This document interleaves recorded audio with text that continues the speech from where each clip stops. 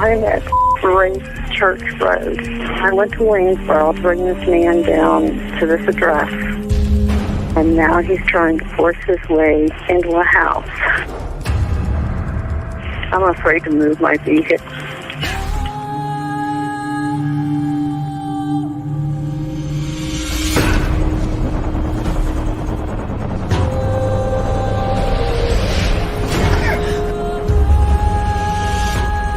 They're fighting in there. It's inside the house now? Yeah. You have your doors locked? It's open. I'm in a van. You need to make yourself safe, okay? Even if you've got to drive away from there to get away from him and close that and lock that door. Do that for me now, please. Okay, wait a minute.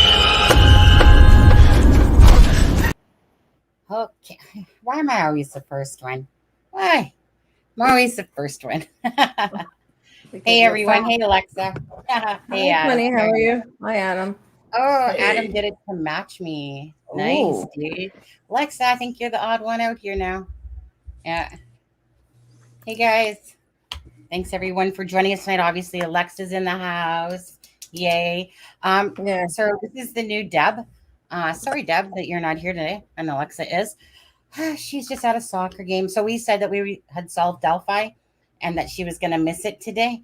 So really sorry about that, Deb, that you can't be here for the big event. Wait, right? Sonny, you didn't remind me to remind you to remind me what we solved. Oh, right. So we solved Delphi in the last 14 hours. And but unfortunately, Kristen, we can't tell you exactly what it's about. We forgot. We forgot, yeah. Yeah. Anyways, how you guys doing? Let's see here.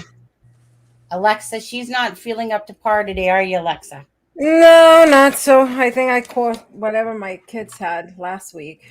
So right now I'm a little flush. I have a little bit of fever, but hey, the show must continue. So Alexa, we have that effect on people. It's true. What I said to her, I think it was something like this, that basically my love cup will fill her up enough, make her feel better.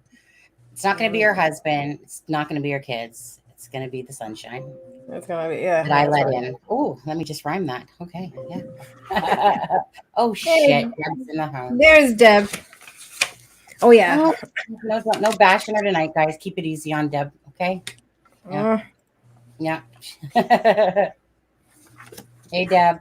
There. Hi. Yeah. See, she knows it now. She says, "Hi, my beautiful team." That's right. Why is she not here again?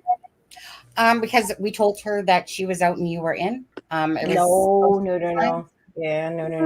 I was am just close. filling in for her. I invited. I can never take her place. No way. Kristen, I wanted to. Oh, sorry, I cut you off. We can just pretend like it's a soap opera, like we don't even mention it, like you're just the new Deb. Like we're just like, like we just keep going. Kristen, you cast someone on a soap opera. Excuse me. Yeah, I know. I'm trying to finish my compliment from Kristen here. Hello, Kristen. I just wanted to show Holly what a real woman looks like inside and out. Take notes, Holly. Enjoy the show with us. Pretty soon you're going to come on a live, I believe you said. It was something like that, because you're going to stop hiding behind those videos and you're going to come join us. Those were precious, by the way. I might share one with you later. Maybe. I haven't decided yet. There was a lot of love going on between us today, and I just really feel like, honestly, I think she said sorry. I'm pretty sure it was like puke equaled sorry. Something similar to that. Anyways. But let's go on. So yeah. Well, when did she make a new video or no? She loves making videos. Yeah, no. No. She loves me. She loves, like, when I say loves me, I don't think she gets enough of me. I'll tell you what I told people I dated in high school. Anyone can do something for 30 seconds and be okay at it. Anyone can, what'd you say, Adam? Do something for 30 seconds and be okay at it. Yeah, or 16 seconds. But then she screws up and does take 19 seconds. Yeah.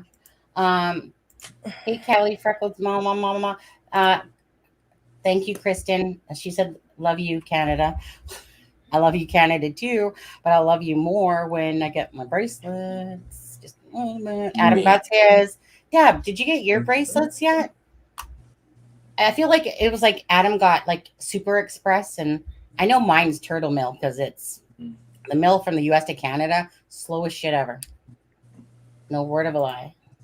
Really? Usually to Toronto, it's not that bad. Oh, because you're all the way over there. Yeah. Someone I may have written a letter to the postmaster saying there were some suspicious packages going to some addresses, and giving Sunny and Deb's. So, well, I got mine. CD said that we can ship, weapons of mass destruction, and it would be okay through Purelator, but unfortunately, it has to go through the border here. Different story. Yeah. Yeah. So true, though. So true. But let's do some shout outs. Absolutely. Adam, Deb's not here. Do you want to take it? Sure. Good. I mean, I'm no Deb, so I can't. You're not Deb, but you know what? I won't be nearly as good. Yeah. But I know it feels empty without her. I know, and I tried. I wouldn't go that far. Little far. I mean, I said, Deb, I said, I know we told you that we don't value you, but come on, just tonight, just come on one more time. Yeah. We have a new member, Belinda Powers. No, Belinda's not new, is she? She's not a new member. Right. Belinda is just renewing her membership, but still, that means she loves us still. Thank you. Right, Belinda? Thank Crystal you. Lister. And I think she upgraded too. Yeah, we have Belinda, Aussie. It's a Crummy Shame, Crimezilla, the Trishling. Oh, the ragweed is so bad here. My eyes. I'm like trying to squint and read these. Carrie Ann. Oh, America True Crime. Hazel Mosier. Hey, Callie. Yeah. Hey, Ben. Sharon Parker. Who's Journey? Delightful Deb is on chat. When she wants to be, I'm sure. I'll let you take it over from there, Sonny. No, I'm sorry. I was. I'm squinting to read them anyway. So. Oh, okay. I'm just gonna say. Oh, did you say Isaiah already? No. Isaiah is my boy. All right, so Isaiah, I said to email me because you said that you wanted to order stuff, but your daughters or something had a more request. So if anyone has a special request for a product that's on there or something that you do want to have made, then if it's something specific, make me the decal and I'll throw on the name. But if Deb, I would like we should have Deb make a notebook. You think? I think we should have her make a notebook. That's a little too much, honestly. That's my special request. I made a Christmas one yesterday. I did. And question for you: so you guys who do you have control over the order, or are you having it shipped from somewhere else? No, they ship it. We make it. We create it. They ship it. So they have certain products that you can work within, but we create these designs. Right. By we, it's mostly me right now because Deb has one on the go, Adam 0, and the other 40 were mine. But I'm just waiting for them to catch up to me now. That's actually nice because that means you don't have to worry about shipping or having anybody's address. No. They just basically price it, give you the cost. You tack on a few extra dollars for it because I thought other tumblers were a little bit overpriced, to be honest with you. You would make nothing. Like 29. That's how much. Their cost, for more. Their cost is 21, 22 basically. Yeah, they're expensive. You know what I mean? But the thing is that it's cool that you actually get to put your stuff on it and brand it. And then if somebody wants a special thing, let's say they want It's a Crime and Shame, Callie loves it's right. Callie loves It's a Crime and Shame or something. You know what I mean? Callie or whatever. Right. Or Deb does Delphi. You can do stuff like that. Right. If Journey wants a T-shirt with her own name on it. You go much, Jenny? Yeah.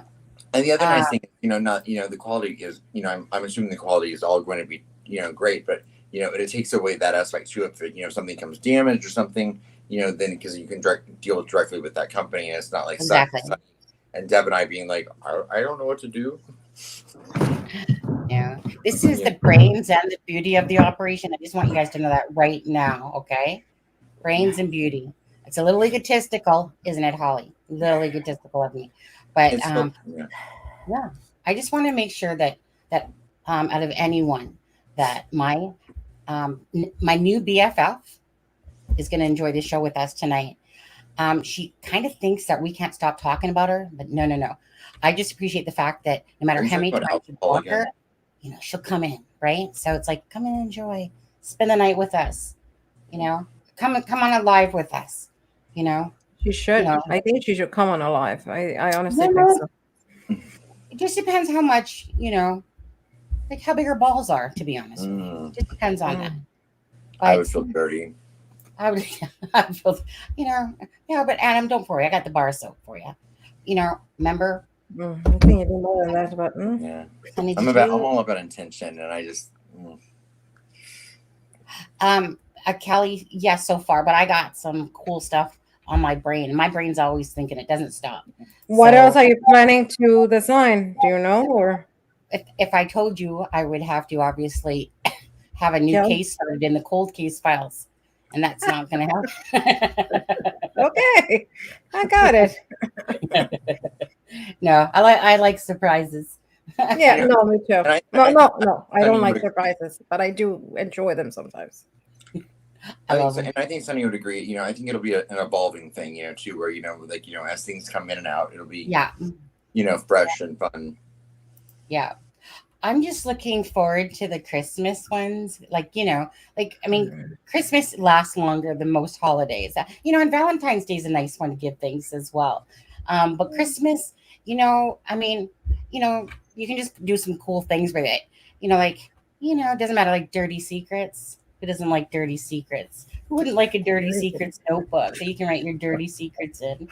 I think I just kind of air my dirty secrets myself. I don't need a notebook for them, but some people do. They like to journal it, you know, talk to themselves in it. Me, I don't. It's just right up there. You have a journal of it. It's on YouTube. That's what I mean.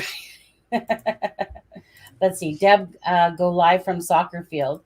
Are you even at the soccer field still, Deb? I'm flat out exhausted. See? That's her excuse. Let me track her location. Oh, shot of Steve's buns. Like his honey buns? Yeah, doesn't Kegan like honey buns? How about Kegan's honey buns? Yeah. All right. I think we said enough haikus and love juice. Oh, I want to show you what I did make today because I felt like I thought that Deb would really actually appreciate it, even though she already saw it. But I'm going to show her anyway.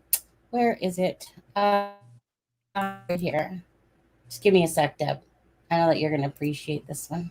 Remy Steph said the intro. Eh? Remy said he loves the intro, or said she loves the intro. Do you know what? As a matter of fact, I mean, I know I made it, but so do I, actually. I really like the vibe of it. It's kind of like eerie, yet, you know, I like it. It's kind of eerie. Yeah. Yeah. Oh, I'm going to bring that in there, too, just because I can. And then... So we promised Alexza only 5 hours tonight, okay, guys? Absolutely. Absolutely. And before we get too started, Kristen, I apologize if that email that I sent you, I almost didn't send it, but I just wanted to make sure you were aware. So, glass line, right? Actually, one day, an advertiser, and no offense to Murder Sheets here, but we're gonna pass up the Derma wand for like the lip gloss company. They haven't been calling you. The advertisers. Advertising companies every day now. They will start one day. Like, right now, we're just testing out. Yeah. At the moment, we're just kind of seeing who's the best and like who we want. Prozac wants to sponsor. Zymbalta. Definitely. Can you imagine Prozac, you guys? Definitely. Okay, hold on. Okay. So this was, I don't really post on Facebook too much besides the shows and stuff like that. But I felt like this was keeping it real. That looks like something made. Let me just take it down because what you don't see here is on my Facebook. It actually says, I think it says something like, Yeah, this pretty much sounds like me. Deb wouldn't agree, however. Deb, she knows that we listen to her a lot, Adam, right? When really, well, we're good at keeping secrets because me and Adam don't really listen to Deb sometimes, or don't listen to Yeah, we all don't repeat a word that anyone tells any of us. Yeah. Kylie, because we forget. You talking like Kylie, like Jenner? That type of Kylie? Like, or Kylie, what's her name? What's those people's name? You know, like the Kardashian. Like Carly Kardashian? Yeah. The youngest billionaire in the world? Yeah. Sure, why not? You know, if she comes on the show, I'll do it for sure. The other thing I wanted to show you was, well, there's actually a very important thing, but this was the Christmas one I kind of made. This one's gentle, okay? It's nice, it's simple. It says Sunny, Deb, and Adam at the bottom. It's a Criming Shame Christmas. You know, it's a notebook, okay? That's what that one is. I just thought it was simple, nice. I'm normally a more fun. This would be my twin sister right here. So I was incorporating like how my twin thinks, and like some people like that stuff, whereas I kind of more like joking around, comical stuff, you know. So there will be some of that stuff, and we'll see what Deb and Adam come up with. But this one right here is very important. Yeah. Steve from True Crime Web asked us to share this on our live tonight. So endangered missing person, at-risk missing person. I'm not sure. How do you say that? Somebody, Lucian, what? Can't see. I can't read it. I can't read it from here. Oh, let me bring it in closer then. Lucian Mungia. Yeah, see, I knew you would probably say it better. He's 4 years old. Lucian. Yeah. So let's see here. So it says missing 4-year-old autistic male from Sarge Hubbard Park. I'm not saying, I'm probably butchering the name here. Sarge Hubbard Park. He walked away from his parents and was last seen heading southeast from the parking lot on foot. He's so cute. So if you guys can hear, I'll back it up again. If you guys could screenshot that, and I think it's, there we go. If you guys can you make it a little bit bigger? Well, if I make it bigger, it's just going to make it cut it off. We can put it in the community page. I was going to say, can you put a link maybe so we can click on it and post it somewhere? Well, he didn't give me a link. He just gave me this. But at the end of the day, you guys can just put in Lucian that, or else, because I don't have a link for it. I mean, I probably could grab one or go find it somewhere. But he just sent me this and asked me if we could put it on the show tonight, obviously, to spread the word. Okay. If you guys do follow me on Twitter, I will post it on my Twitter. If you're not following me on Twitter, it's at Criming Shame. You can follow me there. And if I use anything besides YouTube, I use Twitter the next most, but Facebook I just post things to. But Twitter is the one that I actually use more so than anything. So there's the at Criming Shame page that I always post to. So I'll post it to there. And then there's the Twitter at Criming Shame if you want to follow on Twitter. So it's up to you. But yeah. So if you guys could just share that. So I'll do that in just a little bit here, post it to my Facebook and my Twitter. And I guess Instagram, maybe TikTok. I guess I don't really use TikTok too much, but yeah. Oh, and I think that was it for the pictures. Yeah. Oh, did I? I'm sorry. Did I show you my gorgeous husband? Okay, so yeah. Oops. Did I get that? What is that? And that's his computer space that he built. It's just that those pictures. Wow, that looks really nice. It looks really cool. Right. Is he very handy? He looks like a very handy person. My husband, like when I say that I won the jackpot, I didn't just win it. Like seriously, it was like my husband can do anything. He's got the British accent. He's got the looks. He can do anything. He's a great husband. Never calls me a name. Never puts me down. Always builds me up. My husband is truly a 32-year-old, like just great husband. We met gaming. This is how we met. So he's gaming right now, and he's on his live, and his brother, and I do this, and it's because he actually games that's why I kind of started playing around on YouTube again more and stuff like that. So it's just like a perfect balance for us. He does his thing, I do my thing. Like I said, we meet up at bedtime, and then hey, Groundhog Day. And then you game together. Yeah. Oops, accidentally closed it off. Woo, wrong thing to do. But oh well. Okay, so we'll go back to here. Yeah, no, my husband's amazing. He can do anything. He can build anything. He's a plumber, electrician, does it all. It's like the computer guy. What can I say? Some people are blessed. I wasn't necessarily blessed in my earlier part of my life, people. Don't get me wrong. What is your Twitter name again? Meadow Mama, it's at Crime and Shame. So what I heard Sunny say just now is that anytime she talks about like having a new guy in her life, she should be reminded that she's already got an incredible one right there, and she should leave some of the newer tech savvy people. I'm sorry. Okay. I'm sorry. Fig, CD, Alex. Oh my God, there's a list. Oh, I can't be a sleut for no reason. Who else? Steve from that's Adam. Sorry, my bad. Well, I mean, that's good enough for now, right? I mean, is it? Hold on. We got two cops and a hacker. Oh no, wait. Hold on. Fig's not. I'm pretty sure when Fig said he was tucking his wife in, he fell asleep with her that night. I can't believe it. I feel just a little hurt by all that stuff. Well, wouldn't you? I mean, Mrs. Fig. She's gorgeous. She is gorgeous. Well, so is Mrs. Steve, and so is Mrs. CD, and. Well, no, but Mrs. Steve doesn't want me, Adam. So I don't really got to pay the compliments. Why is she gorgeous though? The handcuffs. Go ahead. And your husband, Alexza, we've never seen him. I don't know if I need him. Fourth husband down the road. No, I don't know. He's very private. He doesn't like. But he's really good. I have to say, we've been together for 23 years? Yeah. So we've been 20. Do you know what I love? It's like totally off the subject. When you're like, how long have you been together? And you're like 23 years, and you're like, how old's your kid? 23. No, we waited. We waited a while. Actually, we didn't want to have kids. We were like, we're not having kids. We used to travel all over the world. So we were like, we enjoy our lives. Let's travel. And then one day I was like, you know what? Let's just have one.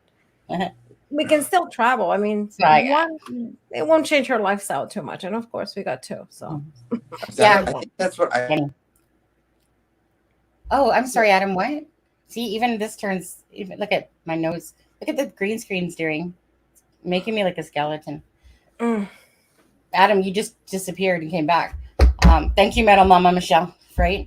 Adam doesn't really need to be, no.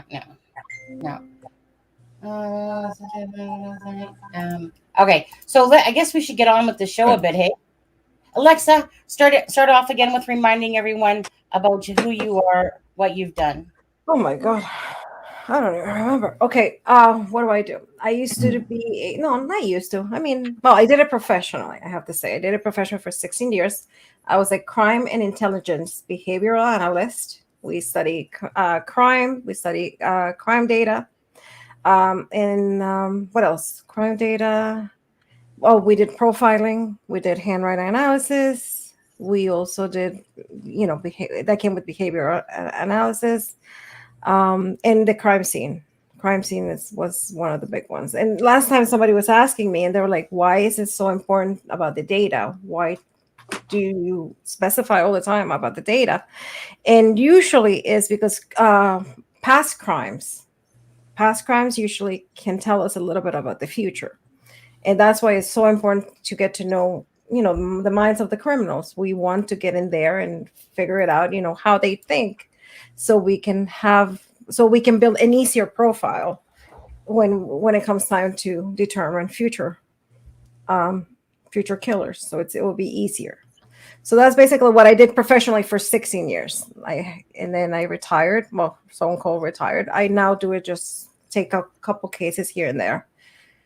So lately I have, because I started working with, with you guys and the letters, I got back into, I haven't done graphology in a long, in a long time, I have to say. I haven't done it for like in 8 months, to be honest.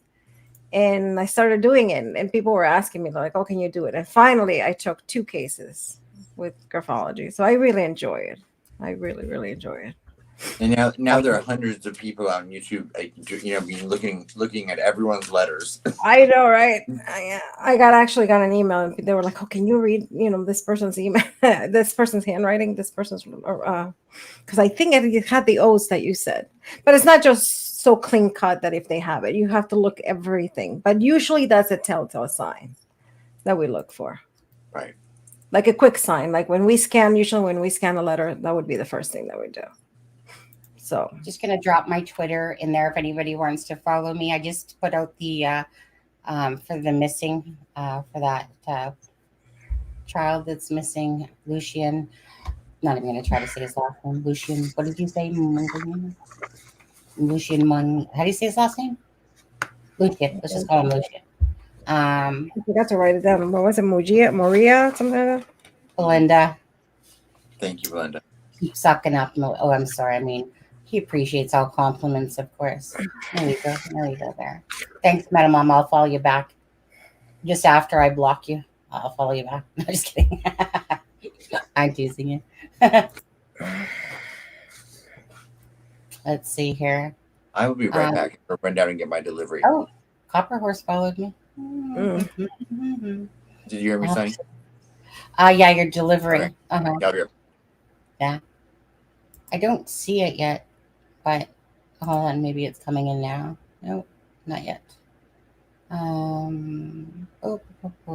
there you are. I see you. There you go.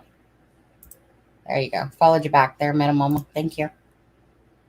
It's just my way of, kind of when I do things, I just go, like if I post a video, I instantly go Twitter. Whoops, my hand went like a skeleton. I'm getting prepped up for Halloween, guys, which reminds me, we're going to smash it Halloween. I'm not going to tell you who's going to be with us, different people, but we're going to have Alexza.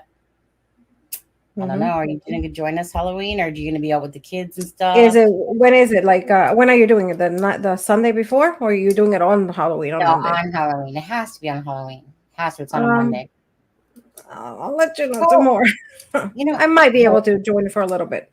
I was going to say, well, you know what? Me, Deb, and Adam will talk about it, because Sunday is the 30th. I just kind of like to do things on the actual days that they happen. Yeah, of course. Doesn't you probably will do it at the same time, 9:30, and the kids have to be sleeping because they have the next day. Actually, they have school and they have a big project that due on that date. So I might. Yeah. Adam, go get your freaking groceries, dude. Stop worrying about what's going on in here. Look at suck up. Everybody that I follow that follows me, he has to ask them too. Like, hey, Sunny, give me something. Yeah.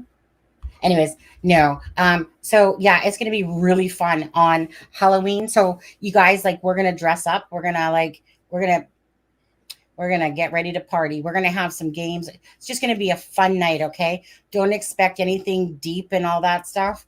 The deepest we're gonna get is, I don't even know, like or maybe the Family Feud or something like that. Maybe like me and Adam will probably sing like a duet together, and then Deb can sing a solo. Yeah, we'll have like an America's Got Talent night mixed in with fun and games. And, I could give you candies, but they'd probably have something in them. So I probably wouldn't eat them. Yeah, it was something like that. Oh, yeah. Well, then not just X-Lax, nothing serious. Just something that would put you on the toilet all night. So, yeah, don't take candy if Sonny gives you it. I know. But yeah, so if somebody else wants to come join us on the live and show what they got, and they're going to dress up and stuff like that, again, we're just going to have a really fun night. Okay, guys? So if you want to come join us on Halloween. And we're going to have some special guests for sure. And Alexa's maybe not one. Okay. You bet. Oh, right. No. I promised you, the only thing I ever promised you was that I'd borrow you Deb's broom. It's the only thing I even said. Since it's my birthday and all. Do you have to leave me for a sec? I didn't forget that it's your birthday on Halloween. You poor thing. I'm not gonna lie though. You poor thing. You know, I'm just the razzing that you must take for that day. Not even gonna lie. You know, I know that Deb. You know, Deb has a few brooms, so she won't mind that one's missing. God, this black. See, look at. See, I'm I like see-through. that. It's like a Cool? little skeleton going on. I know. But when I lean forward, all of a sudden my nose goes like that too. Anyways, let's see. We'll get started. Honey, I had a mean older sister, gave me X-Lax on Christmas Day when I was little, spent the entire day, you know where. Oh my God. Opening That is presents, of course, I think. Yeah. Oh my Well, Lord. my name rhymes with witch, but it starts with a B. Yeah. Bewitched. Got you. It's bewitched. Yeah. I'm like, you know, I don't know really where I got this word from, but I like to be called like an oracle. Oracle. It's my new name now, an oracle. Somebody called me an oracle, and I'm just going to run with that name. So not only did I've heard of the word oracle, but I wanted just to double check what it meant. And when I read it, I was like, I'm an oracle. My new name, oracle. It's better than, you know, psychic, medium, oracle. Oracle. It sounds more mystic, I think. Yeah, that's what I said, right? Yeah. Mystical. Yeah. Right. Sounds more. Yeah. Like it covers more, I think, than psychic. Yeah. I know that's why somebody would have to be pretty wise and smart, you know, to get stuff past me, really. They think that they do and stuff. Yeah, like wise, definitely. Yeah. Mm-hmm. Happy early birthday. Deb, do you have your broom in different colors? I'm just wondering, asking for a friend. Okay. Yeah. Okay. Give me 2 seconds. Watch this, Alexa. Oh, bye. Alexa's taking over the show, people. Let's go. Okay. I guess everybody's leaving me. Well, Adam is eating. I know that. I think. Was he eating or he was getting his food? I don't know. No, he was just getting his food. So you go ahead and start off with, I'm right here. I'm right here. I'm guiding you. Well, you're the one who has to talk to me because I don't know the rumors. I wanted to talk. No, seriously, I wanted to talk. Well, first, before, can you give me a few minutes because I want to say something? Because I actually got a comment from somebody, and they were saying to me, "Well, you said something the first time, and then you changed it." No, I did not change it. When we were talking about MOs, you know, modus operandi, how killers, the rituals and everything that the killers do. I had said that usually they don't change. Usually they stay very, they usually don't change. They stay with the same area. They have the same, they do everything the same. They have the same type of victims. Usually if you draw like around the perimeter, you're able to do a circle because all the victims are within that circle. But also, there is a difference between changing their MOs and adapting their MOs. For example, some killers, they start doing the break-ins. And that's how they do. They break in and then they kill somebody, rape, whatever. But then they figure it out that by breaking in is more risky for them. So what they start doing is instead of breaking in, they might abduct somebody on the way into their house. And that technically will be changing MO, but it's just adapting, and that's how it is. And usually the first kills, they start especially with serial killers, we see that as they start killing and as they go, they start getting more comfortable. So they won't change it as much. So usually the ones that have been doing this, the real serial killers, they usually don't change their MOs. They have it to a perfection. They know that that's what it works. The only way they would change it is if they're playing a game with the police, that they might feel that the police might be on their case and they might change things. And then that's when we get into signatures. And that's when you can get into signatures by committing, different crimes. And the police knows that that's the type of a criminal that they're looking for. And then sometimes they might change it up, or sometimes they keep it the same because at the end of the game, it's a power game to them. It's whoever can do more. Yeah. So that's what I meant. Some of them change depending on the type of serial killer, but some of them no. At the end, when they already have everything, they usually don't change. Killers usually don't go from state to state. They usually like to kill within their areas, and they like to kill areas that they know, obviously for the risk factors. But of course, they are you can break the mold. Obviously, there's a rule exception for everything. So that's what I meant. So I explained to that person, they were like, okay. So I just didn't want it to say that I said one thing and then I retracted. No, I didn't retract. That's just what I meant. Alexza doesn't make those type of mistakes. You're bad. Can I just talk to Bart for a second? Or I say Bart, but it's B-Heart, actually. It just came off as Bart in my head. Sorry. So I just want to, I didn't know this until B-Heart. I'm just going to call you Bart, to be honest. Oracle is a mascot of Delphi sports teams, to go with Greek mythology and Oracle of Delphi. Absolutely fitting. Thank you so much for giving me that knowledge today. That even makes it more better. More better? Much better? A lot better, much better. Is that a better? Lilith, correct me if I'm wrong. If I said that wrong, please correct me in a video, just to make sure. Because I hate to, lower my standards to yours, but if you guys could just make sure to correct me, because I really do suck at the English language. Yep. So Deb, that's right. So thank you very much for that important news bulletin, B-Heart. Thank you. So what else? Do you see the question after? That one. Yeah. If the leaked texts were correct and the two girls were left in different states of dress, etc., do you think that could indicate two separate killers? No. You would need more than that. Just because one is undressed and the other one is dressed, no. Probably what I can tell you, just by this, let's pretend we don't have any more information, and this is just what we have. So no, for me, it would be one killer. The only thing, it would be that obviously the one that is dressed, he doesn't have any attachment. He doesn't care. He just had to kill her because he had to get rid of her. I hate saying it like that cold, and I apologize. I don't mean to talk about Abby just like that. That's just in the mind of, those, in the mind of a killer. That's how it is.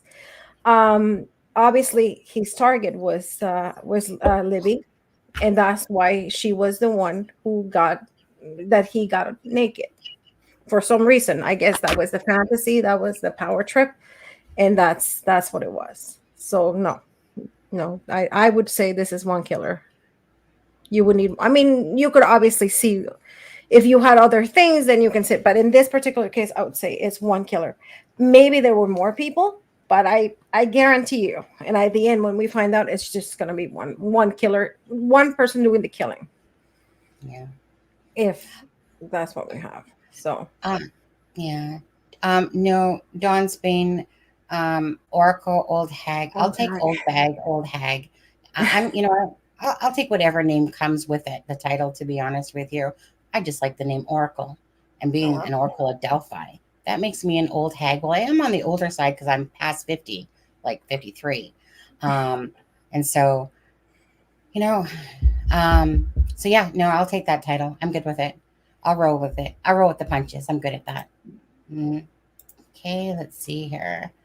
Alexza, there's always Deb that's agreeing with you. We're always wrong. Oh, she's a smart lady. Yeah, Kristen's the witch, and I'm the word that rhymes with witch. And right, Alexza? I didn't say anything. I just laughed. Title that I like to have any title that is given to me. To be honest with you, I'm not hurt. Nothing. Sticks and stones. I'm bubblegum. Your glue bounces off me and sticks to you. That type of thing. So what I wanted to do today is I wanted to ask you and talk about the early rumors, because I know there was a lot of things. I don't know if you want to start with the interview, Robert Ives, or you want to. I am your servant, and I humbly bow to you. And tonight, and you take the lead, and you talk about whatever. And you want to play the clip? The interview? Well, there's two there's two interviews. Oh, so Yeah, the one that I told you. Remember the one that I told you that's not from an interview. Well, the pieces of the interview. Obviously, we can't play the whole interview because it's too long, but it's just pieces. Well, 6 minutes. The one is 6 minutes. So you know what? We'll just play that one, and then the other one is an article where he talks about the crime scene and the different things. So I'll play this one, and then you tell me what we're going to talk about, and we're just going to make it like that, simple as that. Okay. So let me just do that. Let's see. You know, all I have is that song by Adele, like Rumour has it. That's all that's going through my head right now. No. I get song stuck every day with my kids. They come and put stuff in my head. Let's see. I want the Chrome tab. And is it this one? Yeah, right here. Nope, that's the. It's what is it? That's not that one either. Hold on. I think I told you. Hold on. No, I have it. Did I accidentally close it off? Oh my goodness, where the heck? The one that I told you that I watched? No, hold on. Yeah, no, I had it up and I think that I literally. Oh no, there it is. It's right here. Okay. Let me try that again, actually. It's just on my tabs. What happens is, Alexa, I have a problem of having way too many tabs open. Yeah, I hear you. Something like that. There it is. It's up here. There we go. Okay. So we'll make it bigger. Whoops. I'm going to make it bigger. Hold on. Go back to the beginning. Hold on. I just got to, I'm going to take us off screen. And then take this message down. And then I'll play it, okay?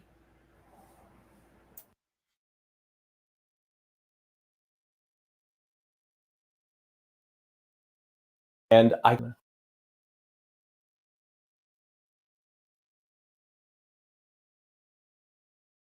so there we go. So I was able to write a few things that jump into my head. Okay, the first thing that I want to say is, let's take it from the top. I love you too, Alexa. That's what I wanted to say. He said, first he said the crime scene was found immediately after committing the crime. I mean, I'm not very good at math, but if I believe it was found, I believe 21 hours later, right? Yeah. Can you repeat that one more time? Well, I'm saying I'm not very good at math, but if I believe right, I think the crime scene was found 21 hours later. Because if the girls were killed, let's make it 3:00, okay? And it was found at noon, 12:16 or whatever, 12:15. Please forgive me if I'm not correct with the minutes. That's about 21 hours. So usually in crime, and usually when we start looking and putting evidence, the first 24 hours, by the first 24 hours, law enforcement and criminology should start kind of piecing things together. So that means that you have 21 hours, almost a day. That means you already lost the most critical hours. Right. So I refute him on that. I mean, nothing personal to him. I think he's probably a good lawyer. I think maybe he wasn't experienced giving interviews. I don't know. I really don't know. But that thing caught my eye. The first thing is saying, that. Then he said, experienced law enforcement would solve it really quickly. Usually it would be, it's shocking that it hasn't been solved. Well, first of all, what's experience to him? Is it experience, FBI experience? And then he goes to say, today's world, we have cell phone evidence, phone evidence, and we have DNA evidence. But if you had been a police officer in the 1960s, you have arrived at the crime scene with the traditional physical evidence that was there. And not to mention, we have video and audio that I think certainly that killed the girls. You would certainly to catch them within the first 48 hours. And then he goes on to say the fact that today, in today's world, in today's methods, that we didn't have in the 60s. All police officers, anybody, that's what he said, anybody that was involved, I doubt anybody in the first 24 hours had any doubts that it was going to be solved within the first 2 to 3 days, just from the evidence at the crime scene. So basically what he is saying is that you don't even need DNA. You don't even need any methods that we have right now in collecting. Basically, what he's saying is that somebody from the 1960s, basically, just by fingerprints, because that's what they basically used to do, fingerprints and just looking anything, if there were any prints. I mean, then I have another thing that I have problems with his sin. He said the fact that it doesn't appear to be any motivation, it appears to be a serial killer type. I am not saying it is motivation, really. You have 2 girls being killed, but only one is nude and the other one isn't, and you don't call that motivation? I mean, I don't know. You don't even have to be into criminology or be a behavior analyst to figure it out, or a police detective. And then I love, this is one of my favorites that he says, and like I said, I'm not backing him or anything. Don't get me wrong. I'm not. I'm just questioning his things. And then he said location. Oh no! First he says people were shocked, and speak as if it was the wilderness. But a few seconds later, he says the location was so remote that you will never find a soul there, especially in February. So which one is it? That he would let his kids, if they were that age, to go? I have a problem with that. Let's see. Where else? I have another problem. I know I found another one. I believe. Where is it? I know I have it. Give me 1 second. Did I only killed? No, I think I'm just going to say something really quick. Mhm. You guys, just so you know, I know Ray Jones's humor. I'm good with it. When he crosses the line, he knows that I'll out his ass out of here if he crosses my line. But he's just joking around when he says stuff like that. So it's all good, you guys. I know it's said in good fun and humor. And Ray, if I had a small penis like that, I would try to, Yeah, earlier Ray said that this is the best channel to go to for information on Delphi. Yes, right. Okay, so you just got to mid-size. Okay. I think you're cleaning your outfit. Yeah, and T-Bone, I'm watching what you're saying in chat, and I'm okay with it so far. Answer my question. Pardon? I would like T-Bone to answer my question because I'm curious. What was this not question? Because I'm being rude, but just because I'm curious. If you can give me a logical, sensible reason as to why you said that. Give me a reason that's logical. Just show me. Yeah. So absolutely. Because there's nothing, honestly, like anyone that knows Delphi knows that what you're saying is ridiculous, to be honest with you. Anyone that truly searches for the truth knows that what you're saying is like 5 years ago's news. It's almost 6, to be honest now. It's just not making sense, but you haven't crossed my line yet.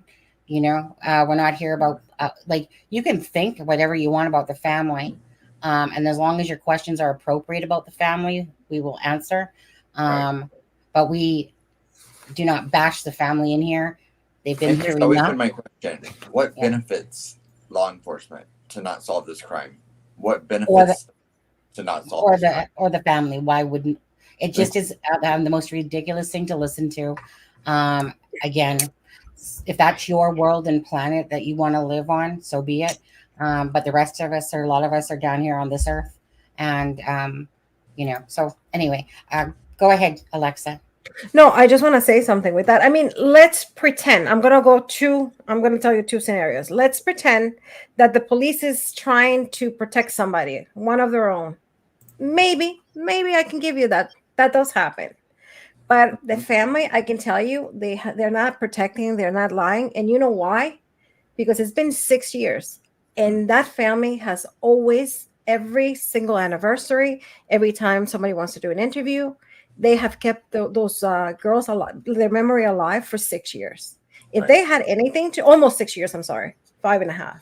If they have anything to do, they would disappear and not say anything. And just by that, you can tell. I can usually tell you there's a case going on, a famous case going on right now about a kid that got abducted. And I didn't know much of it. And yesterday, I started looking at it, and I looked at the family, and I'm like, oh boy, here we go. And usually you can tell whether the family's involved very, like at the beginning, you just see the family, you just see the dynamics, and you can certainly can tell who does it. And with this families, I should say, I don't think so. I can tell you that they're not involved. Obviously they want it solved. They have they have been for 5.5 years asking for justice. So and I don't think I like to take it as far further than Alexza as far as the law enforcement. Like, who could be so important that they would spend the millions of dollars they've spent and take the criticism and suspicion they've taken for 6 years. That's put their whole state investigative team at risk of, they've lost their credibility. Who's that important that they would cover that up for? No one.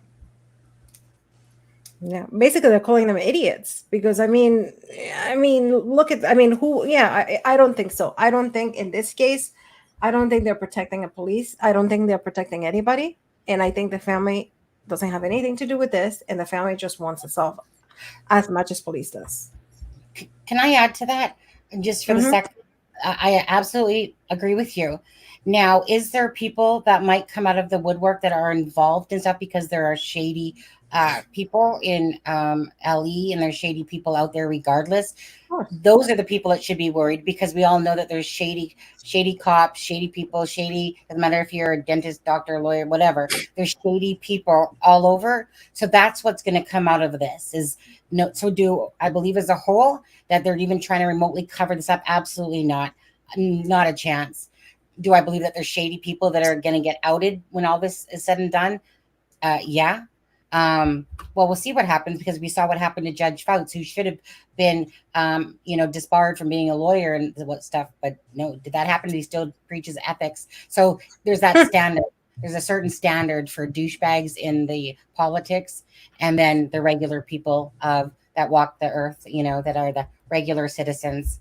And that's what's sickening about it. It makes me puke. I'm all about fair. Yeah, just be fair. If you're going to do it to this person, and this person's in a political or whatever type of position or high-powered more position, be fair. It still should be the same. Doesn't matter. It doesn't matter. You still should be the same.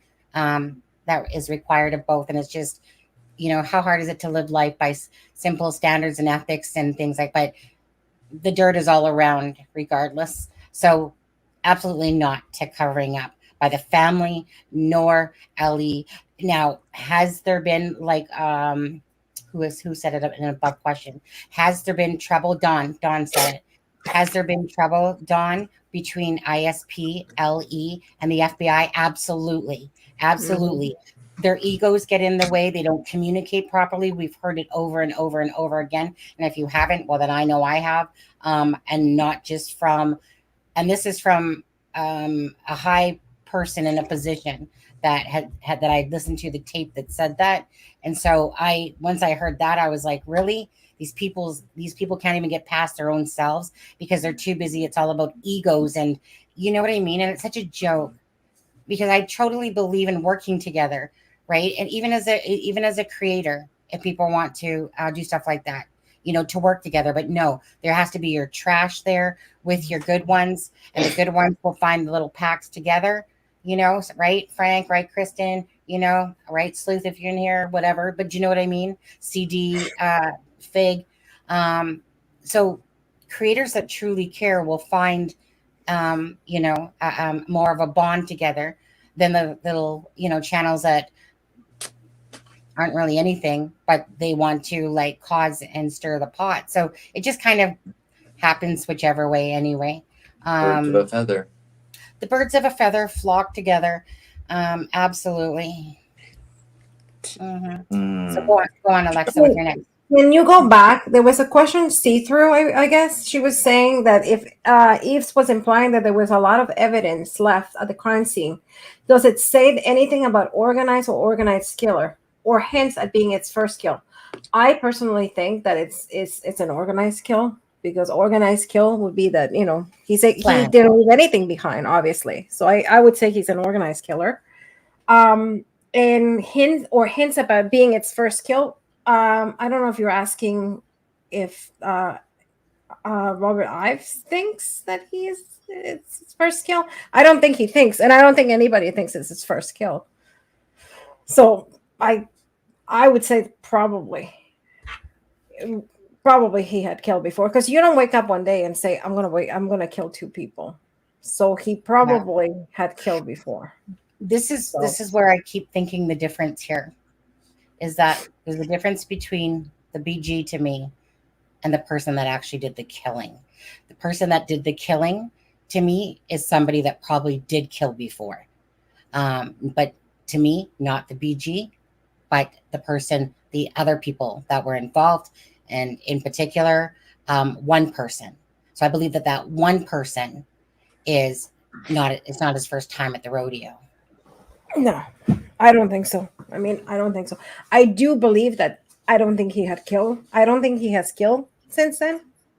But I don't think that he I think he has killed before.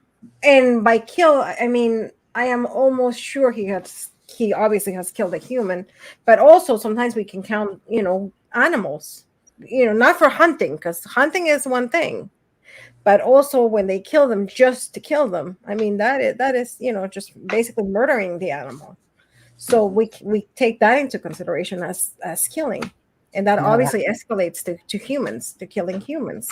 So I truly believe this is what I truly believe, and I think Robert Ives, I think he believed the same thing. I think he believed that this wasn't his first kill. I think he says it. And I also believe that he thinks he's a serial killer. So now I don't understand if he thinks he's a serial killer because of the things he saw.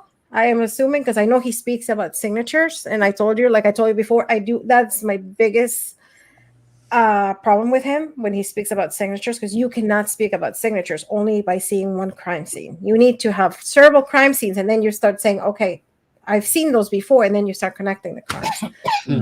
But maybe he did see. He mentions that he has seen there were so many things at the crime scene. So now my question to you is, because I never really done a really deep dive into rumors, because I really don't like rumors, but I guess in order to understand a little bit, you have to go there.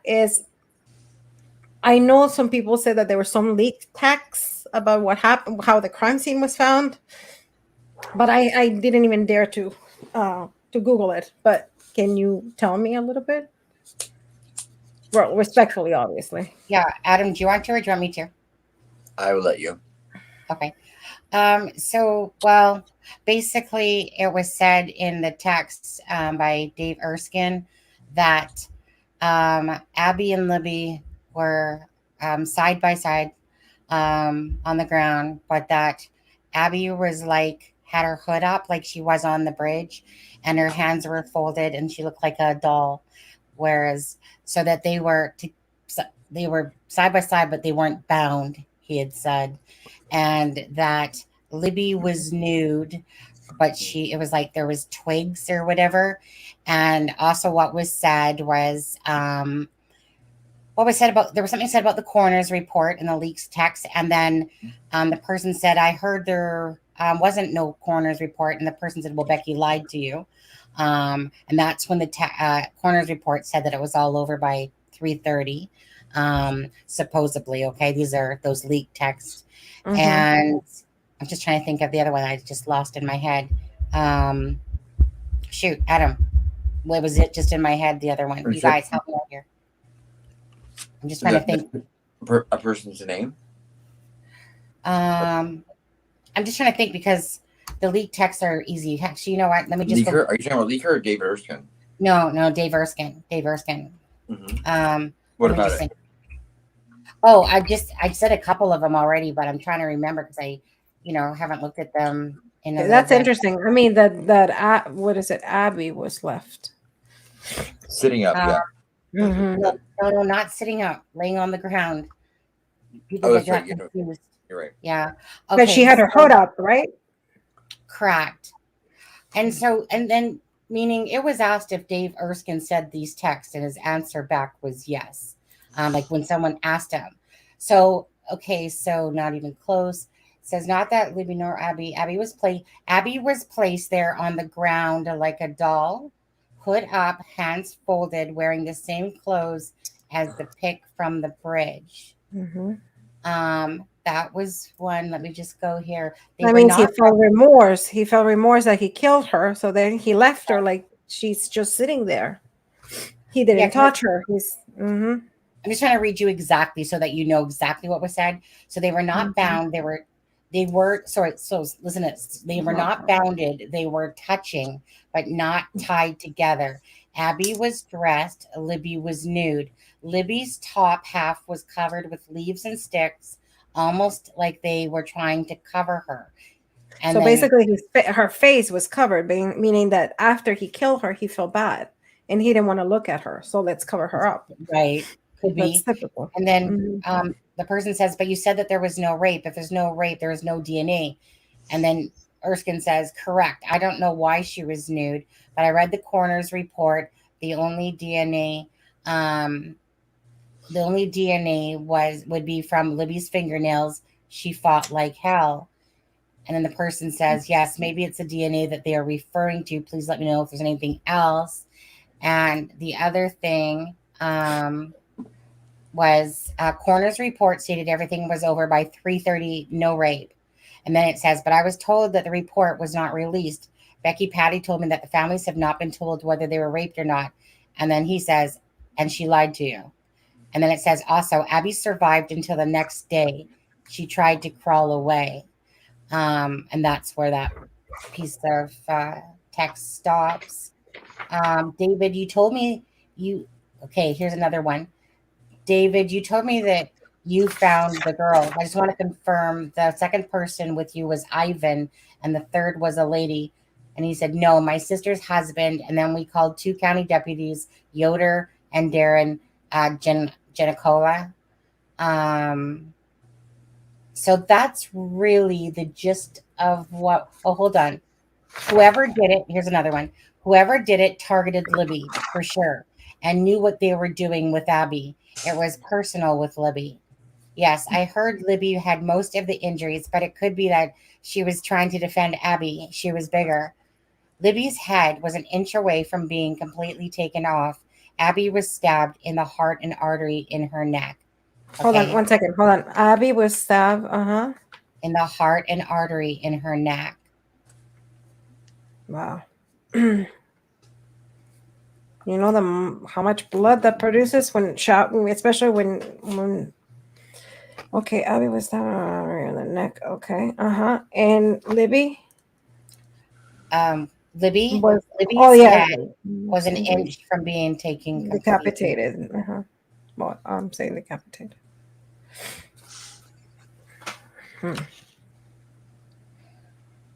Those are hard to read, that one, stuff like that. But, I do look at the crime scene. People know that. But it's when I'm having a moment like now where I'm not prepared for what I'm about to read, that then you read it. And then it's like my head needs to go back in the box again because it's too upsetting. And you read it 10 times before, but it feels like every time, every damn time. Yeah, that's why read it. Like, I'm sorry. Oh, you didn't mean to. I would have known. What's strange to me is that I'll look at the crime scene, I'll see the knife in her neck, and I have to block it out. But if I let myself go into mother mode, and I get out of my box, because all I'm picturing then in my head is just the cruelty, the senseless deaths, the pissed off of the BG. And this is where I get angry because I'm so pissed off how freaking ass stupid this whole case has been, to be honest with you. It's ridiculous how this crime hasn't been solved. and it feels like a bunch of morons running around to me. This is what it feels like. And it makes me angry because the answers are right in front of their faces, it seems like. But yet I know it's not that clear cut, but I'm angry because I see the freaking knife in her neck, and you read stuff like that. And it's like, come on, we're at 6 years. What the hell are you guys doing? If you guys are, and so when I hear things like this whole TK and KK story, it makes me angry because that's a bunch of other bullshit put out into this community that's not true. It's freaking fabricated. It's bullshit. And anyone with common sense would know that just by hearing that story. But, I don't have to weed that out because I already know it's bullshit. But then the people that come around that don't know it are going to start doing that. Like they went down the Daniel Pearson Avenue with True Crime Garage and stuff like that. And it's just like, come on, you guys. Like, get a grip on reality a little bit with this case. Start acting like normal freaking creators and try to create some useful content that actually makes a difference, And there's a lot of people out there's like some good channels out there. And then there's a lot of titless, useless ones that people follow.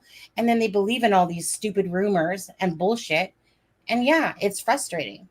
That's all I'm gonna say. No, it is.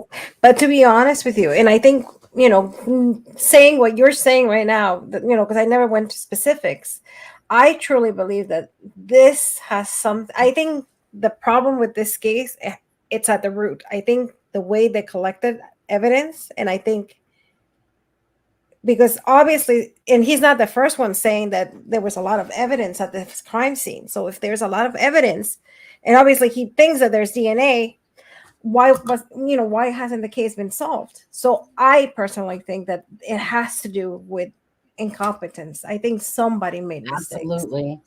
I think this truly screams, and especially, if you think about it, and I'm sorry to go there, but if you obviously kill somebody by stabbing in the heart and cutting, probably the artery, the main artery here, the aorta right here, you know how much blood that's going, and that blood goes like this, it goes straight. So, probably Mr. Steve can tell you more about blood patterns and everything.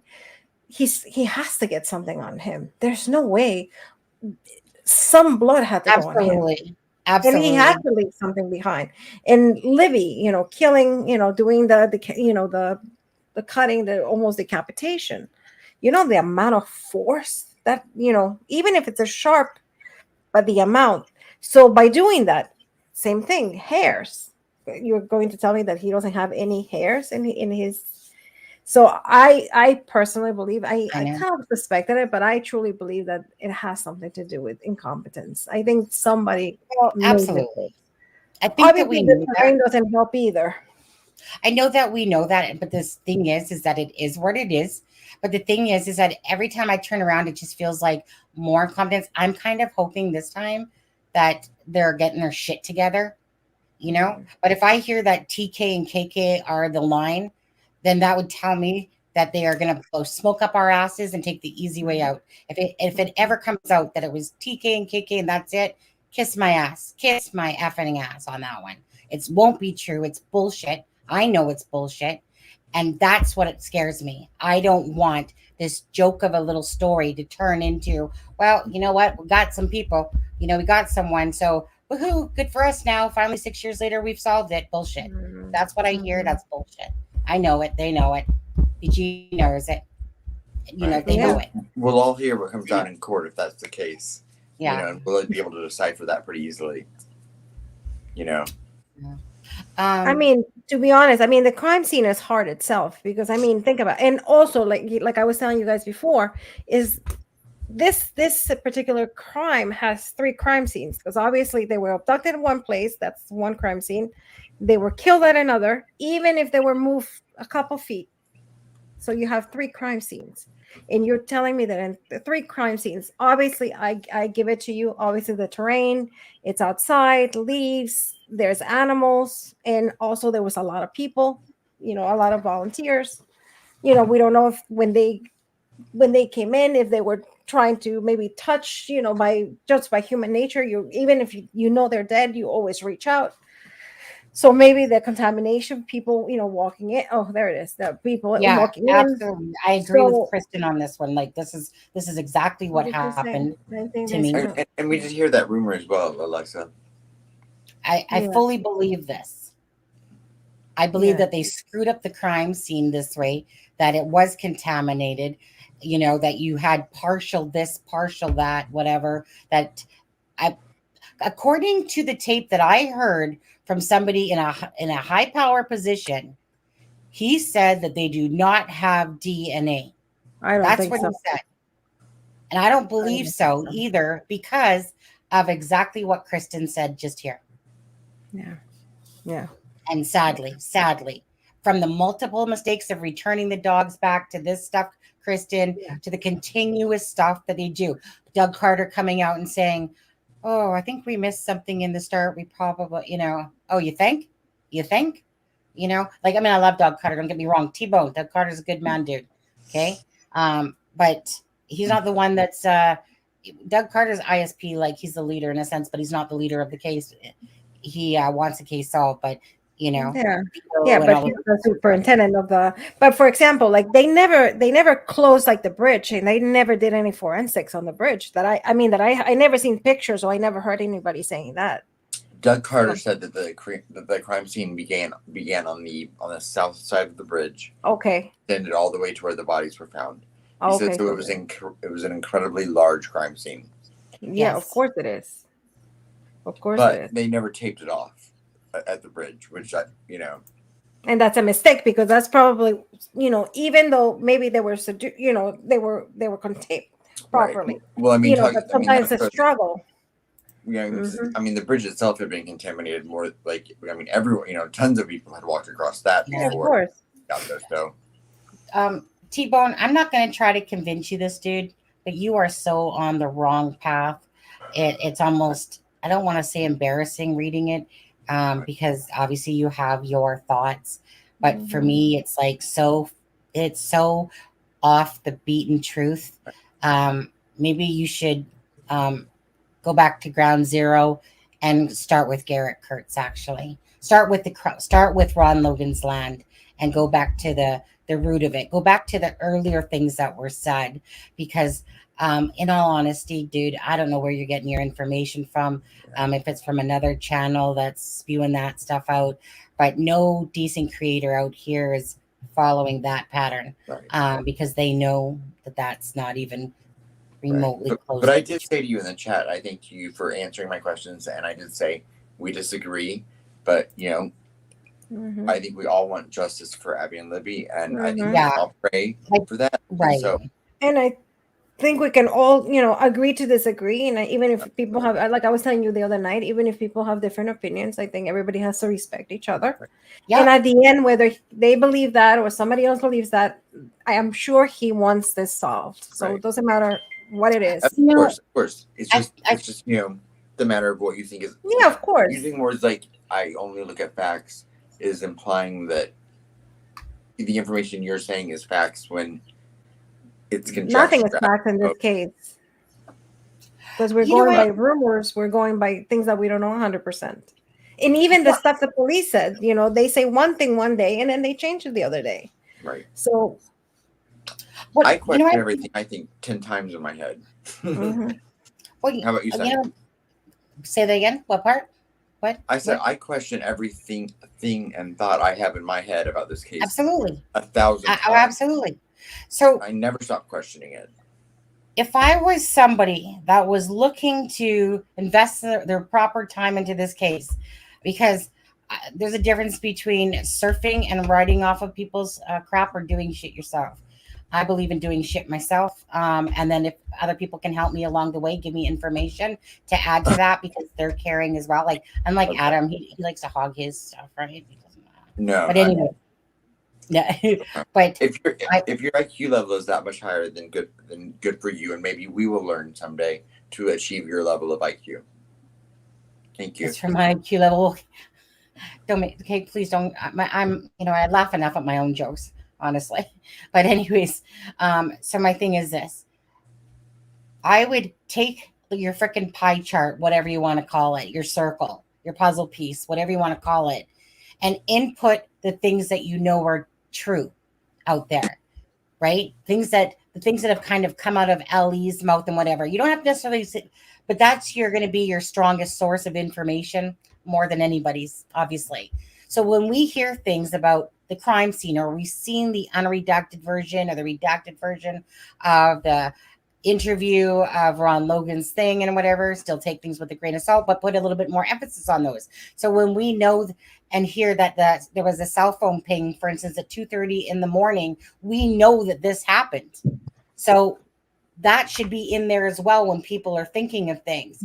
Why was a phone pinging at 2:30 in the morning off the tower, which made them go back to the crime scene? They didn't find anything, but that's where the phone was pinging from. So the meaning, just if you build yourself that, then like I said, give yourself a base. Go back to the fact, and I'll say this again to anyone, go back to the fact that you have a killer that killed 2 people that we know of that happen to know Ron Logan. That in itself should tell you something, to be honest with you. But just take the information that's out there, put it into your thing, instead of all this guesswork from But other now screens. I have a question about that. So it said that at 2:30 in the morning, they have a ping from a cell phone. Is that correct? So, but obviously it's a rural area. There's probably not too many towers. So I want to know how close is this to this, because you triangulation, and I was asking somebody that works with this, and he's in forensic, and I was asking triangulation and all that stuff, and I mean, what's close? Because I mean, close could be a couple miles. It could be they told you they literally went back to the bridge area because that's where it was pinging from. Right. So there's 2 towers there. Okay. And one is relatively closed. Let me tell you a quick little story. So apparently there was 2 girls that were out there that are claiming that they heard screams at about 2:00 in the morning. I think it was. Correct me if I'm wrong. Anybody else remembers? Yes, my person will never change from KD. Kegan Dunker, never change ever. Okay. Like literally, I'll go to my deathbed. That's how certain I am. I'm not an idiot. I don't even care to answer that question anymore, to be honest with you. I'm so over it. I know who the BG is. People don't have to believe me. They can call me freaking whatever they want. Doesn't matter. I wasn't born off of a, freaking turnip truck. I've done my homework. I spent my time. You guys don't understand this. I went backwards to go, I had to start from the end to go back to the beginning. Everyone else is going this way to this way.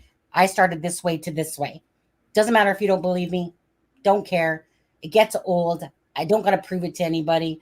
But yes, that's who it is. It will never change. So whoever watches this video, my BG will never change. KD, 1000%. As the killer? No, I don't know that. I don't even think so, to be honest with you. I don't think that the bridge guy is the killer of these girls. I think that it's somebody else that killed the girls. So that's all I'm going to say to that. Oh, Steve, he likes to come in when I'm feisty. Or just for you, Steve. Put me in handcuffs. Treat me like that. Okay. But Alexza, so there was a phone call. There was this thing that's been out there about how these girls heard this scream. And it was, let's see. Kojo, and it was a difference that would make it 2:30 a.m. when the girl supposedly died at 3:30. Shouldn't matter what was happening at 2:30, or was they not killed when we think they right. So as you can see in those texts, he was saying, well, I heard that Abby had crawled till the next day, right? But yet, if Dave Erskine is saying, though, that she's in a spot beside Libby, how do you have both things? You can't. So let's just go back to this. The bottom line is that there was this message out there, text, messenger message or whatever, about the girls. And I believe, if I'm not mistaken, it was around 2:00 in the morning versus the pinging sound at 2:30. And so they called, and the answer basically was that they were too busy to come out, that they heard screams at 2:30 in the morning. So the only thing that correlates with that is the fact that the phone pinged around 2:30. So that could make sense that truly was a legitimate post. But unless we've actually talked to the person.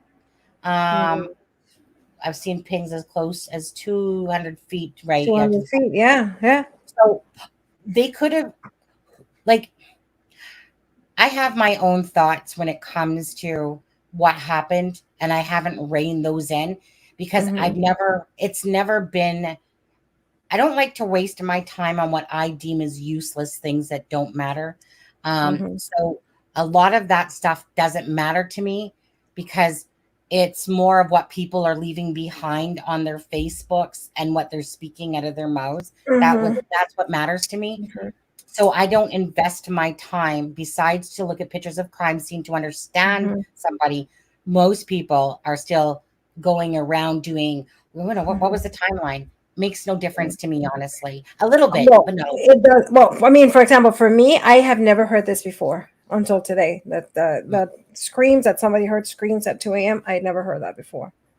I sometimes go into Reddit, but I never heard that before. But obviously, a timeline is important because you need to figure it out. And I mean, if that's the case, that would change everything because that would mean that basically they were not killed at 3 o'clock in the afternoon. They were killed maybe later during the the wee hours. That means that maybe when the coroner did the rigor mortis, maybe because of he didn't take into consideration the that they were outside. I mean, who knows? I'm just saying. I'm just going down that rabbit hole. Let's say that's exactly what you would do. I'm at the opposite end of the spectrum than you guys. That's the difference. Right. So if I already have that person, I don't need the timeline. I need a little bit of the timeline. Whereas you guys are going from this way to this way. So I can say with 100% certainty, I've already found the answer. And the answers will hopefully come out that one day. That's what I'm saying. It's one of those weird things because I feel like I'm on a different planet with Delphi than most of the people. Because it's kind of like when somebody starts backwards or at the end and then has to go to the front of it, the timeline I don't really need as much. Whereas you yourself and everyone else wants that timeline because they're trying to think of the structure of people of when they left their homes. Where was Garrett Kurtz at this time? Where was, whoever else that they think is their POI? Where was Anthony Greeno and stuff like that? Well, because it builds the case. I mean, if they were not killed let's say they were not killed immediately, but they were killed later during the night, then you start thinking other things, maybe is it true that maybe they were trying to be kidnapped or maybe they were trying to, they were torturing them or there could be so many other things. That's why that is so important. So that's why, it's to a point. The timeline is so important. To a point for me. It's important if I wasn't where I was at. Yeah. So I 100% agree with you with what you're saying. It's just that I haven't needed it as much as the regular person out there with Delphi does, because it's kind of like, yes, you're right. That's why I look at the crime scene. Yeah. That's why it would be nice to know about the 330 if that was true. So certain things would be nice to know because correct. Then I might look at the actual story behind it in a little bit different way. But as for what time, if it was 2:07 that the picture was uploaded and 2:13 when the video happened, that's not going to tell me anything more. But the autopsy reports, the crime scene is going to kind of give me information about the people and the involvement. So it's not that I'm disagreeing because I know, and fair enough. I mean, for you, but I mean, for example, for us mortals, yes, not Oracle. Everyone, mortals. I'm an Oracle member. No, but it's Oracle, true. Sunny the Oracle. Yeah. For us, and I guess law enforcement, they need that timeline because that is going to be the most precious thing because you need to build your crime, and it's important to see absolutely how it went. Absolutely. So you know what? Absolutely. Like I said, I agree with you. It's just that that's not a path I've had to go down as much as everybody else. Did you read that? Mr. Steve just came back from using Luminol behind. Oh, I used to love that. I mean, I never did that myself, but I used to love reading that and watching all those control tests. Oracle Steve. I got that name given to me and I'm going to use it. An Oracle of Delphi. So there, take it. Where did Steve say that? Steve, are you on your journey now? Is he on his journey? No. I don't think so, not yet. Okay. Or he's doing his test. What did he say? I didn't see it. You said about his luminol or whatever. Yeah, that's for the blood.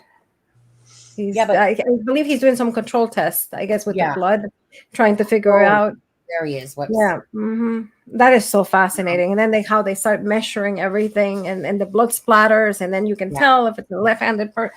Oh, that stuff is so fascinating. I know. Like, I mean, that's one of the reasons I love. I mean, I am so fascinated by crime. All those little details that you go. It's like a big puzzle, and you just have to start putting it together. And that's what this thing needs. We need to start putting everything together. So this is where I don't understand if everybody's saying that there was so much evidence that even from the 1960s we could solve it. How come it's not solved?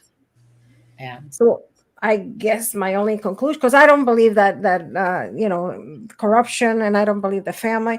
I truly believe incompetence. I think somebody didn't do their job. Somebody wasn't professional as Mr. Steve, and they screwed up. Absolutely. The big time, to the fact that now. So the thing is, what can they do now? Where does that leave? So I think now that so now it's like they have to, I guess maybe now they have to start looking at other things that can bring them back. The autopsies and tarot, that was Fort Wayne. Oh, wait a second. The girls were autopsy into.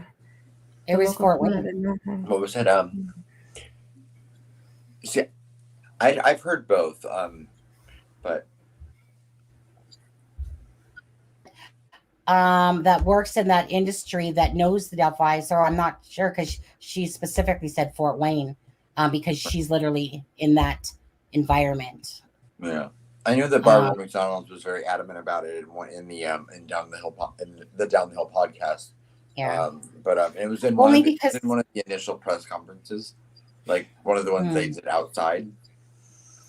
We'll have to check on that one, because the person who actually gave me that information, I'll just say, is very clear. Let me just put it this way. It would be a very top good source that said that to me, because of them being in the industry and knowing certain things. So we'll have to figure that one out to see which one's actually truthful, because we don't want to have inconsistency. Not like it's going to matter. But I mean, even if they didn't do the autopsies at the local place, and they were done somewhere else, I'm sure, again, they were let known that the bodies were found outside, and they believed that it was obviously that was overnight. They knew it was overnight, and obviously they took that into consideration, and then they start deducting times depending the stage of the body, the whole rigor mortis, and that's how they're able to approximate when they were killed. And that's when he said that he believed 3:30, he or she, I don't know who it is, 3:30. But obviously they can make mistakes too, and that would be a big mistake, because let's say they say they don't take that they were outside into consideration, or the body decomposes for, let's say she has an immune disease that maybe she wasn't diagnosed, whatever, and her body, one of the bodies decomposes faster than the other. That can also throw everything off. If somebody during this live can show me an article where it says that. I'm looking. Oh yeah, okay. Good. Only because this person is specifically in that industry. So it's just, I'm just going by that.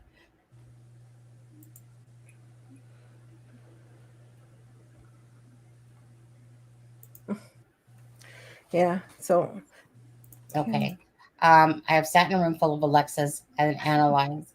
I have sat in a room full of Alexas, and the analysis will leave you in awe. That's cool. You know what? That would be great. That'd be awesome, Alexza. You need to get your ass with your other friends' butts on here, and we'll all just have one big old freaking profiling night and debate thing. Yeah. And well, because it's so intriguing to me, because everyone's trying to solve something and they're saying this and this. And again, one person's brain, many people's brains are better than one, obviously, right? So it's always that stuff always intrigues me, because of, again, like as me as an outsider, I listen to everything that's around me, and I have my definite opinions about what I think. And I think to myself, how can these people have these jobs and be so far off of their profiling? That's what I think. But yet the profiling would match, say, certain things, of course, like certain things would be correct. But in general, everything I've personally heard is like, well, it depends because because people are always talking as if the BG is the killer in a sense because of what Doug Carter said.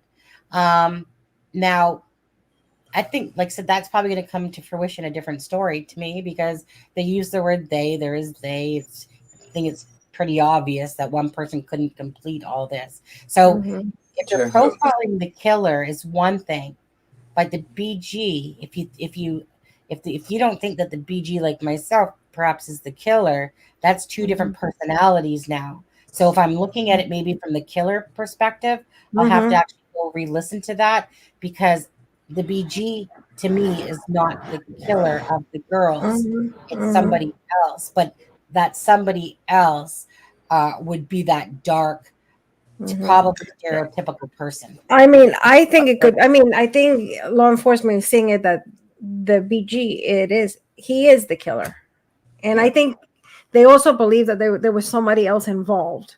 That maybe that could be the person that we hear on the boys that we hear from. So. People, like I said, people, even profilers can have different opinions. But like I said, absolutely. you have to go back. You have to go back you have to look at the scene. You have to look at the facts. And that's where you draw and you make your conclusions all the time. I personally believe that sorry, with all the respect, and I told you that the first day, I said, I respect your opinion. I personally think that most likely, Bridge Guy is probably the killer. In my opinion. Right. Doug Carter kind of said it that way. But could it be that maybe you're right? And I'm saying this, right, you could be absolutely. right, that he's the one that lured the girls and brought it to the killer. That could be too. Yeah. And that, and that has nothing to do because, I analyze anything. It's just me, Alexza, thinking. That's what I think. If I analyze the BG myself, if I analyze the BG being the killer, he doesn't fit what profilers are saying. Now, if I look at the person that I believe did it, then he would fit more in line with what the profilers, because it's not that I think that that's 100% correct. If like I said, if I'm wrong too, I'm wrong. Even if I know who the BG is, right, doesn't mean I'm right about the story. So maybe he is, maybe he isn't. I don't get that gut feeling myself, not by the information that I personally come across, but it doesn't mean that I'm right because he very well could be. I just have a hard time placing what I'm hearing on him just because of when you stalk somebody's and it could be that that somebody else was there and somebody else were the girls, and some and that's quite possible. Thank you, Terre Haute, guys. So let's say Terre Haute from now on, because I was literally told it was Fort Wayne by a really good source. Yeah, I got two articles. One by WRTV and one was by something 16W in DU, which is out of Indianapolis. So, and both said Terre Haute. Oh, so then absolutely, Kristen. Yeah. Yeah. As long as the people that are culpable, of this relationship, these murders, that's all I want to see. I just want to see justice. I don't want no bullshit, type of thing. But you never know what's going to happen. Right. Oh, there's a troll right there. Oh, V-Dub, why don't you quit hiding behind your fake account? Come on the live with us. Turn on your camera. As if so but I'm not going to entertain you, dude. I'm just going to actually boot you because that's the most. Oh shoot, I got rid of it. It was basically saying that we hijack information from other people's channels. That's the biggest crock of shit I ever did because we do our own goddamn research. And if people give us some behind the scenes to, as like we do with each other, different story. But we sit there and dig for our shit. Thank you very much. You know what it is with this case? That's Everybody takes this I know. case so personal. Like the facts belong Like to they just own it. one person. And I mean, and then you cannot say something because then somebody else gets offended. I mean, give me a break. Facts are facts. Doesn't matter. I mean, everybody watched the interview. Anybody can do this. I mean, you don't have to be a profiler, or criminologist, or anything. Yeah, it's just sick when people start doing that. It's just. Well, exactly. I would say if anything, we share probably information with people, to get the perspective on it, privately, And see, you just hit the nail. That is the saddest thing, because instead of being a community, and the goal is finding justice for the girls, but instead everybody's so territorial. I mean, who cares? You know what it is, though, don't you? It's little man you guys should be able to share information, and that's okay. And if you found something, great. I think as we're growing with people, and people, know who we are and trust us, that even though I agree with you exactly, but there's people that out there giving information, and they don't want the information said to anybody else. And then you make that, and then people make that, obviously commitment to them. So they're trying to keep their word, and that's what it becomes. But the thing is that for me, it's kind of like, do you guys want justice or not?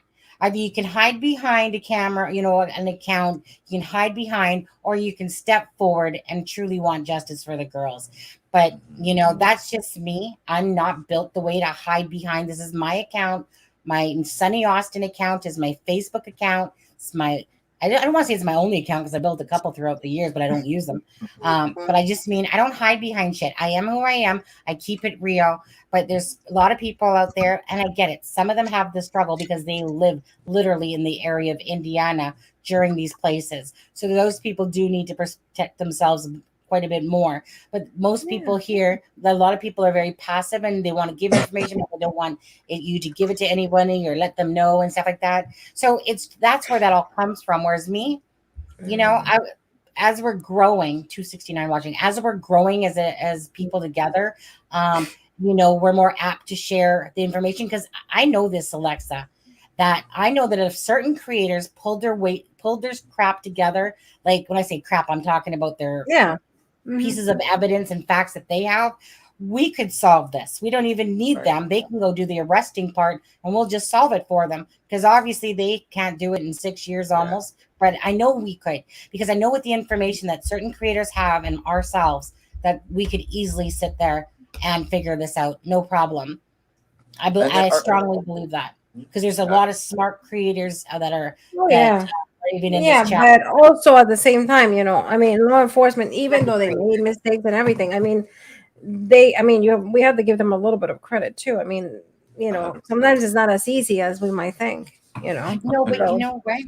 But the thing is, I'm just meaning as a whole. Yeah, I understand. We're not going to get the LE information, so we have to dig for our own. And you're going to have those leak sources or those people like that. So meaning in the true crime community, like I said, just meaning we could figure it out. There you go, Ellie, wrapped in a bow for you. Oh, and it would be great, right? It can be done, absolutely, and it does happen. It does happen. Yeah. Oh yeah, it's sad. It's not public doesn't mean it doesn't happen. No, it's sad. Yeah, I'm sure. But I think at the end of the day, everybody wants the same thing, and everybody wants to, get it solved, and that's it. I think, again, people can have their own opinion.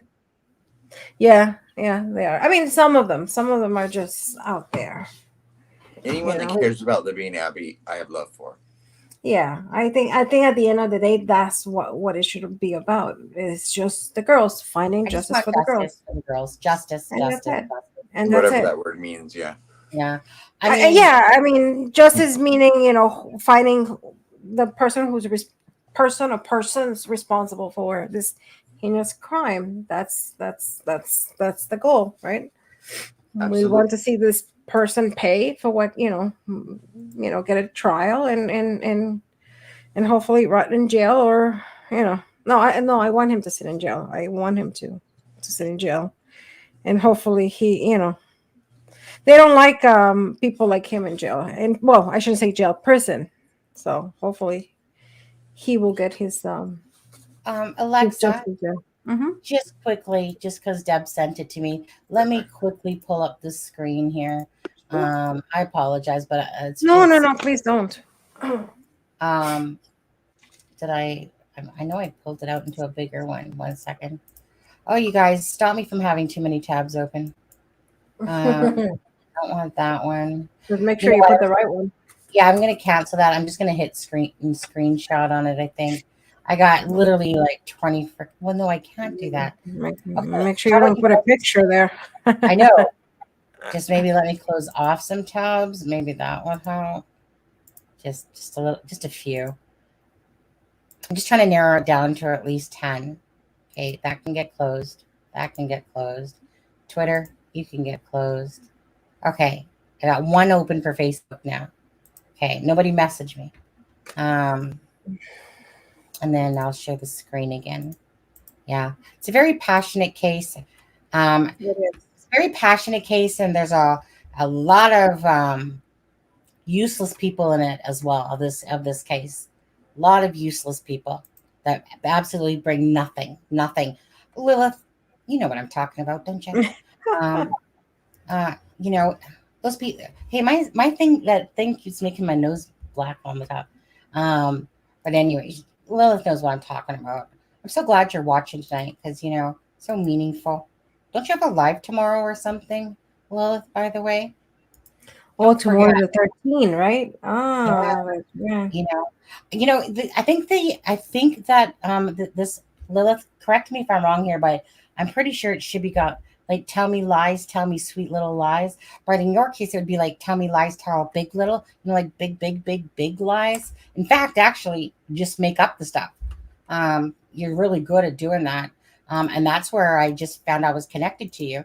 Your beauty, your brains, your grammar. You had me at hello, but then when I seen all that bad grammar today, I was like, oh wow, you have got my heart. Let's see here. I obviously just can't keep your name off of my tongue. Why is it I'm not seeing this?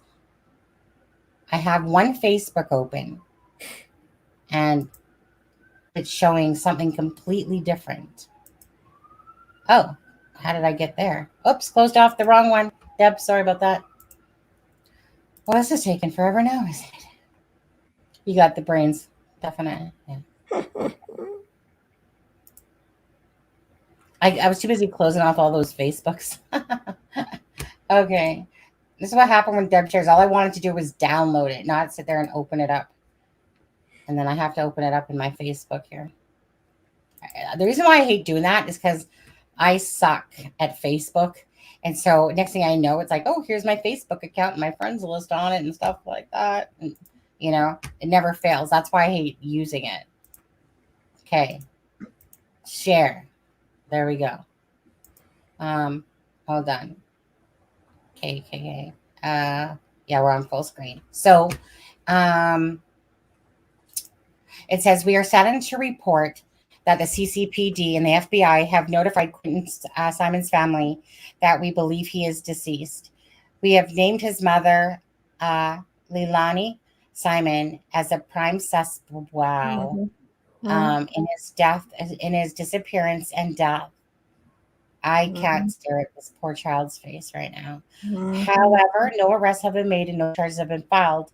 Why would they put that out actually saying that? That intrigues me, really.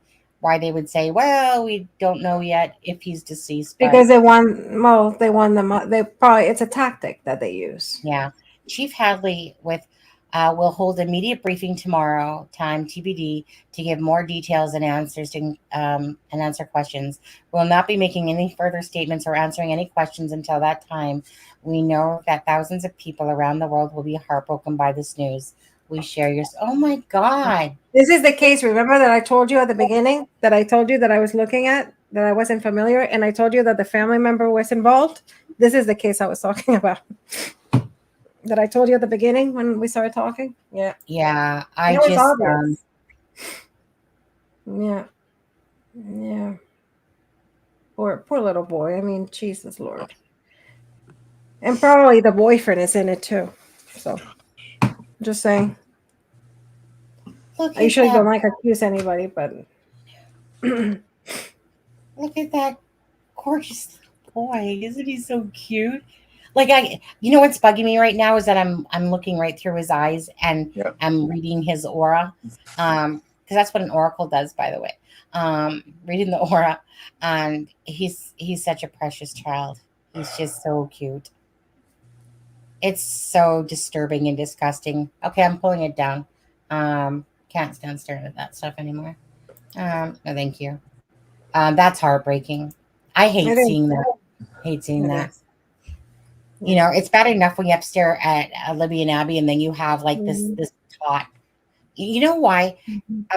It's disturbing anyway, but especially why my fondest memory is when my son was about 2 years old, and two things. One, I was doing laundry, and he fell into the basket as he was trying to help me, and the second thing is that I was holding him in my arms, and he kept going, "What's that? What's that?" And I kept going, "That's Lilith, the witch." And I was like, no, I'm just kidding. But it was just so innocent. Yeah, How no, it is. But in cases like that, you just look at the family dynamics and you just go boom. Like I told you, I was reading that case literally at 2 a.m. and I was just like, that's it. I'm like, I had immediately, I didn't even have to look at it. I was just like, yeah, I knew who it was immediately. That's when I tell you, they say that the family's involved in here, no. yeah. No, and right. You can tell. You can tell. You can tell. Yeah, you can tell. I mean, I don't know if everybody can tell, but I think, this has nothing to do with my profession. I always been very good at reading people, and usually you can tell. First of all, and I hate it if guys disagree here, but there's nothing like a woman's intuition, first of all.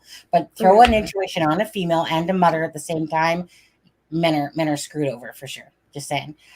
For the most part, because a mother's love is like no other. Right? Yeah, for the most part, because look at this. Yeah. But some men are at that level. Not Adam's all, at that level. Yeah. Adam's like my little twinny bop.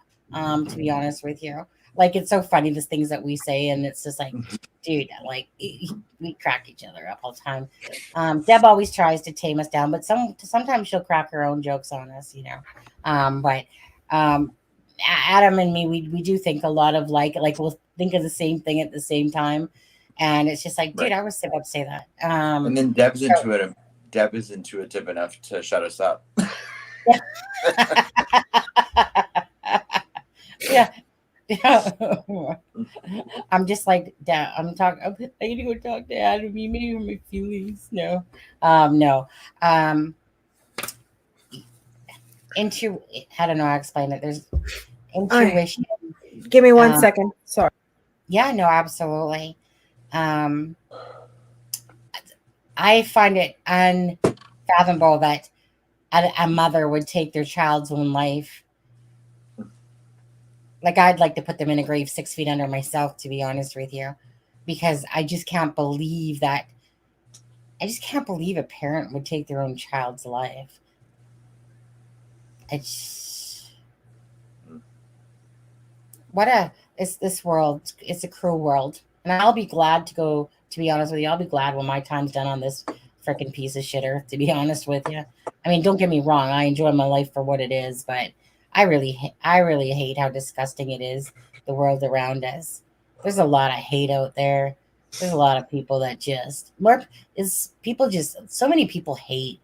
Like, honestly, if you look at the balance of it all, there's not a lot. There's not more nice people than there are haters. Forget it. Most people, it doesn't matter if somebody's too pretty, you get put down. If they're too ugly, they get put down. If they're this, people don't, especially females, right? Is in all honesty, especially females, because they're the more cattier ones than men.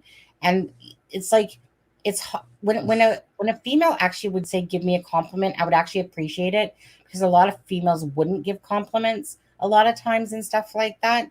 And it's just kind of like, why do people have to try to break you and tear you down? Now, in the Because they're Delphi world, small. yeah, and insignificant. I get it, but it just They're hurts me hurt. to the core that people have to be like that. Right, the quality. Hey, Lewis, the quality of people of the earth has drastically changed in a lot. Yeah. I mean, even in true crime here, Adam, we were just talking about this. Like, where did all these trolls come from? Like, go back to the rock she crawled, out of. Go back to your freaking layers, your freaking spider webs, whichever. Go back to where you guys belong, which isn't in the true crime. People that try to hurt cases or hurt other creators all the time, it's just pathetic. So if I'm picking on, say, oh, I don't know, Lilith, don't forget to send this to your lawyer. Don't forget, okay? So if I'm, say, picking on Lilith, maybe it's because of all the lies and bullshit she keeps putting out there. It doesn't affect me. It's just a fact that people out there have to do stuff like that. Like, come on. Like, I feel sorry for you because you literally are pathetic. Like, no one would, like, your aura must be so like, the aura around her must be like, the devil burning in hell there, pretty much, because people just, who goes that far? Idiot, like people that need meds. What kind of nurse were you? A mental hospital one that you should have probably signed yourself into? I mean, and I'm not speaking about anyone specifically, but when you have no value in anything about your own life or your own self, why would you have value in other people? But if it's just, it breaks my heart, the loneliness and the hurt I see in people, and that's where it stems from. And I wish people could just find a way to be kinder to each other, because it's not hard. And it's not hard, but you know what? It's right. like, and it says everything about them and nothing about the person they're saying it to. So, but I do want to say something on the optimist side, Lisa. I am so glad that YouTube like that most people are not falling to subscribe to her channel. It's like watching an ant go a mile is about as fast as her channel's growing. So I want to thank all those YouTube creators out there for not buying into her crap, not believing it. Again, scum, pathetic, like I said, all you have to do is screenshot everything that she puts out there. So yeah, make sure you turn this one into your lawyer. I'm really going to be impacted. And if it's Fouts, like I told you today, I have a beef with him too. So if it is with Fouts.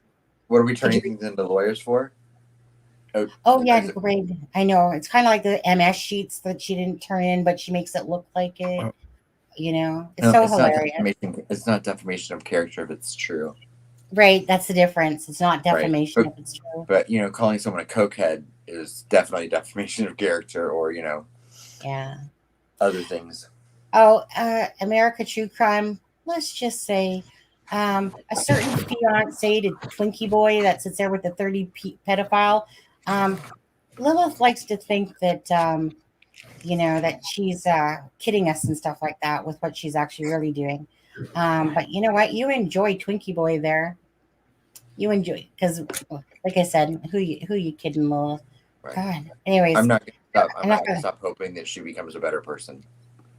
Right. Again, we're going to pray for her. And I especially want to pray for her and her 20 financial issues that she has going on in her life. I'm so sorry that you have mortgages and small claims and stuff that you can't pay back, and all these claims against you. I didn't know which page to stop at, to be honest with you. So make sure, you guys, that if you buy something from the Abby and Libby line, that we did not have to create, but we created so that we could give money to the Abby and Libby Memorial Park. Just make sure that if you guys are dissatisfied. Wife Lilith, she said she's going to do not only 100%, 200%. She went as far to say that she's going to do 300% now. 300%. 300%. Wow. 300%. She cannot pay her bills. Of financial documents saying she's not well at managing money. Yeah. Good for her. But she can't even afford to give Kegan money anymore either, because his little account's empty all the time too. So what good are you now to him, to be honest with you? Oh, right. Related? Friend? Family? Right.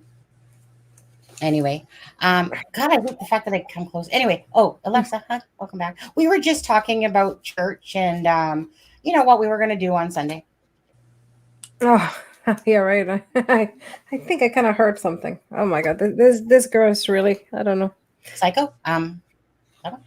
Yeah, it's sad. It's really sad that again we go back to people bashing each other, and why the need of her of going after Bashing why or and women bashing women. I mean, that is so Right.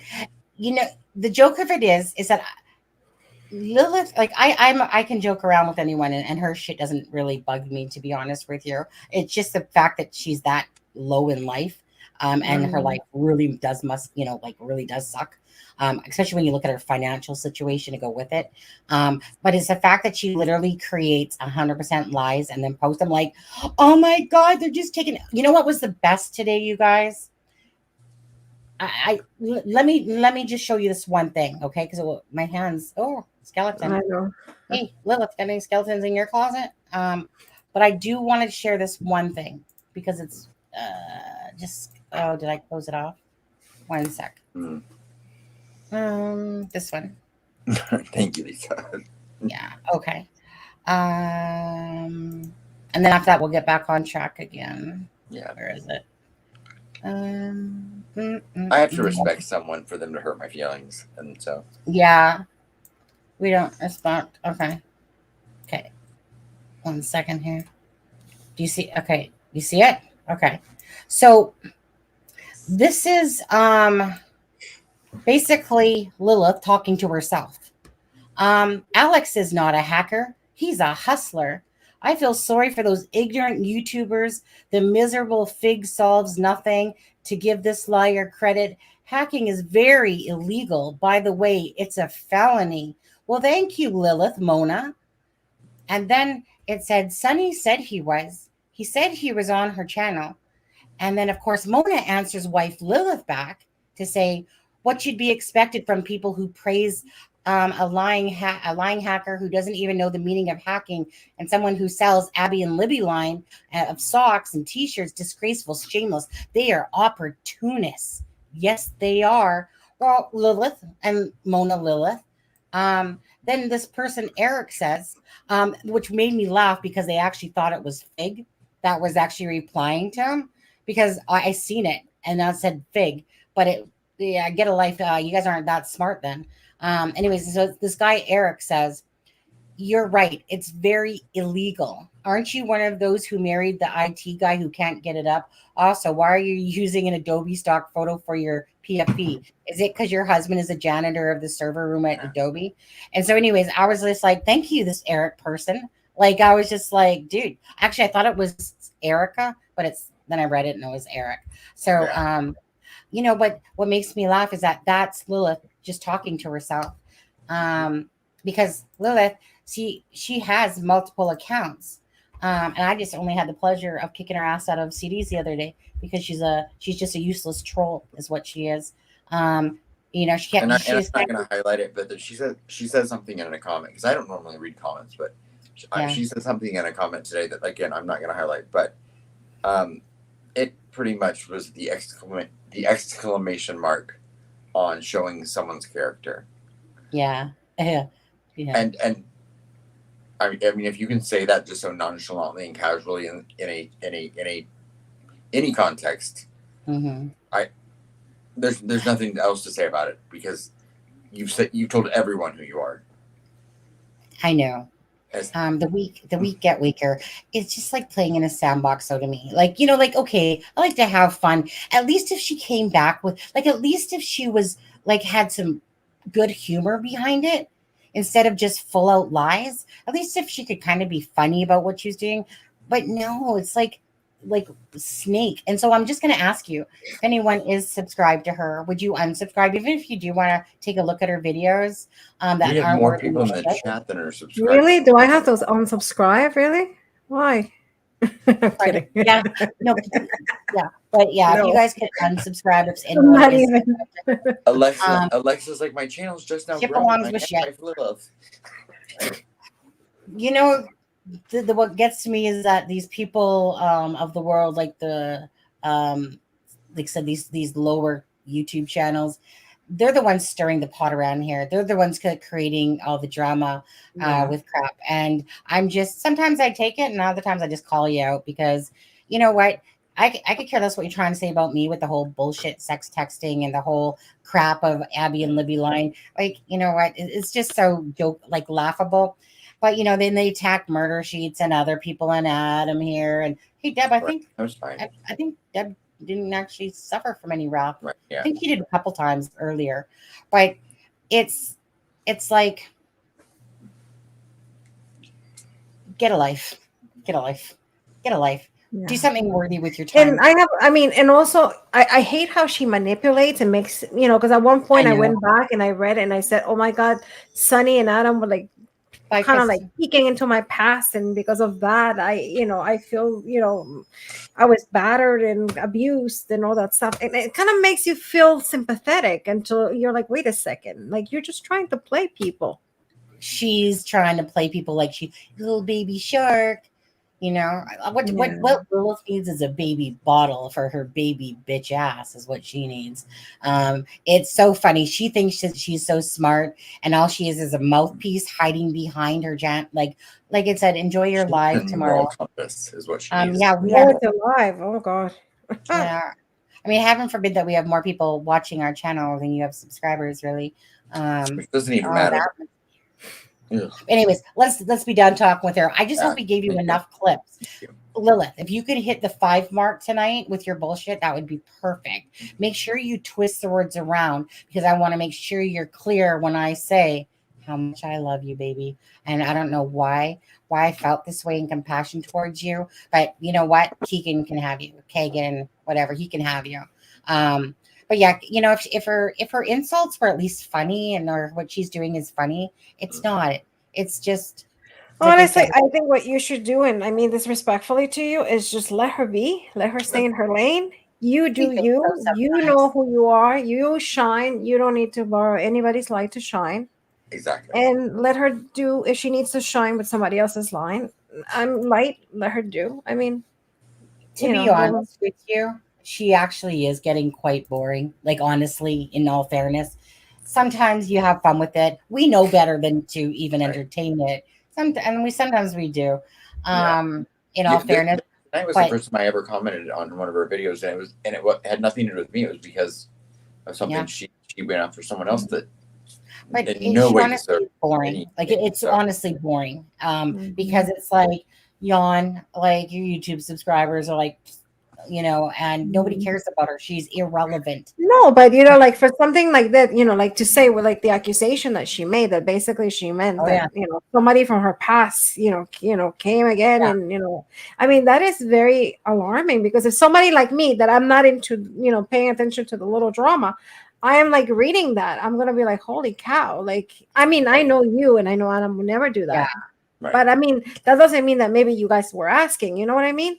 So it kind of makes people, I mean, obviously I know better than that, but people that maybe doesn't know you guys maybe can start doubting. Right. You know? And I'm sure there are people that would watch that and here not know us, and they're like, oh, Adam's a cokehead.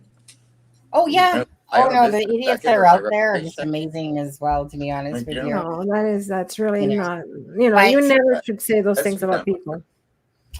But anyways, we'll talking about the trash because the trash can take itself out. But I mean, like I said, they just make other accounts because they can't stay away from us. It just, you know, it happens all the time. They trash us, can't keep away from us. You know, like we're so meaningful to their lives somehow. You know, honestly, you want to feel bad for them because what type of hurt in your life happened to you? Was it your 5 exes? I don't know what. I don't know where it went wrong. No, I don't know where it went wrong. I don't know. Okay, Alexa, let's go back to Robert Ives. Okay. That was way too long talking about her. Just a tad. Little. Edit, delete. Okay, so what part are we on with Ives? No, so I mean, one of the things that I do, because you know, I always had my question, And I was like, well, maybe they didn't want to say it, but it makes me feel better when I read. Sorry, I'm like choking. Where is it? No, I think it's when here. The fact that it doesn't appear to have any motivation. I know that, in the whole, I made fun of the whole word, but everything. But that to me kind of means that they were not sexually assaulted. So I think that's because I always had my doubt. No, you know where it says the fact that it doesn't appear, Robert Ives, is the fact that it doesn't appear to be any motivation. And I know I made fun of the word and everything. And the whole, I do think, obviously he knows there's motivation. But I think that part also, to me, it means that they were not raped. And I always had that question. I said maybe they didn't want to release it to the public because it would be too, kind of, it's harsher, I guess. Yeah. But I guess that word, reading it back, I've been reading it and reading it. I think maybe that's, that's what it means. That motivation for him, it means that they were not abused. They were not sexually abused. And that to me, obviously the death they had, I can only think that the terror that those two little angels felt, that's something that none of us, hopefully, knock on my head, nobody would ever feel. But at least it makes me feel better that they were not abused. Yeah. We were told a long time ago that they weren't. It's whether or not people believed it or not. Yeah, like I knew, like I heard it that they wouldn't, but sometimes police would keep things from the public when they're a little more shocking. So this would be one of them that they wouldn't release to the public. But I think reading that, I think it makes me feel better that I think that's what he means. That no motivation by meaning sexual motivation. It could still be sexual, like a sexual fantasy, like the act of killing itself is what the fantasy that he has in his head. So do you think that takes you more over to the revenge side, knowing that it was more of an angry thing, or no? I know. I honestly believe that it is. It could be sexual, and it could be that he's angry with her. It can still be a sexual fantasy, but he's angry with her for some reason. Like that's the thing that I'm trying to go in my head.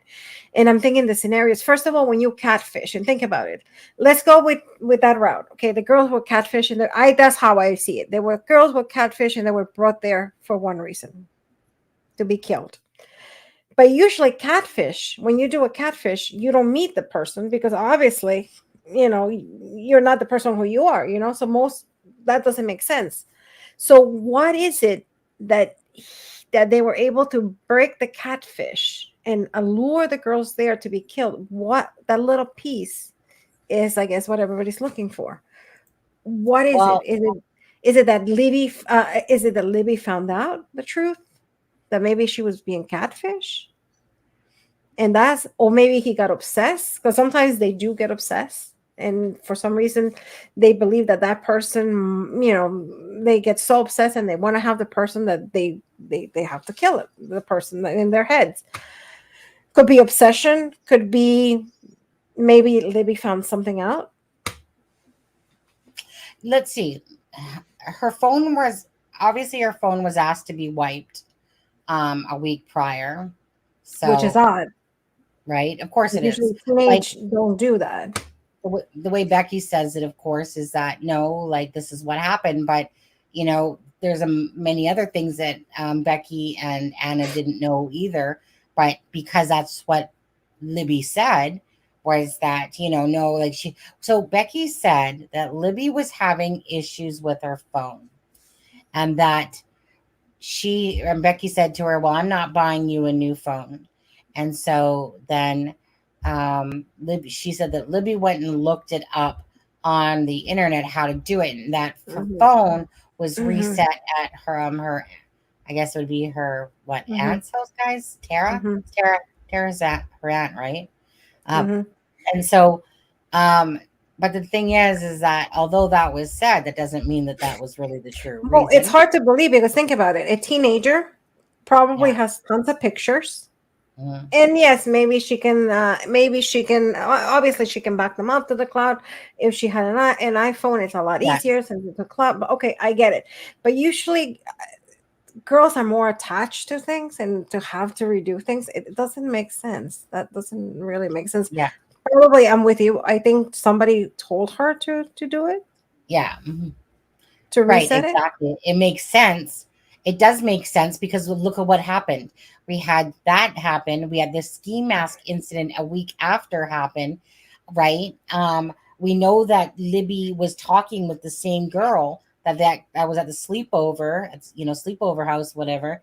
I mean, she's the one with the ski mask incident that Adam and Derek, were having a conversation about the other day. So you have an erased phone, you have a ski mask incident, and you have someone that knows that Libby had used her phone as well. That phone would have information.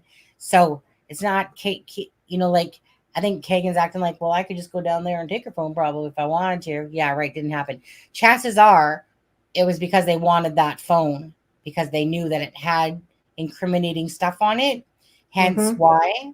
Because what happened is that the night before, something like that, she was talking to the Anthony Shots account. And so the next, so basically like a day before, then Mm-hmm. next thing you know, I can't remember if it was 1 day or 2 days. Next thing you know, that Anthony Shots account that she'd given her address to, someone had showed up in a ski mask. So that's when there was the report filed.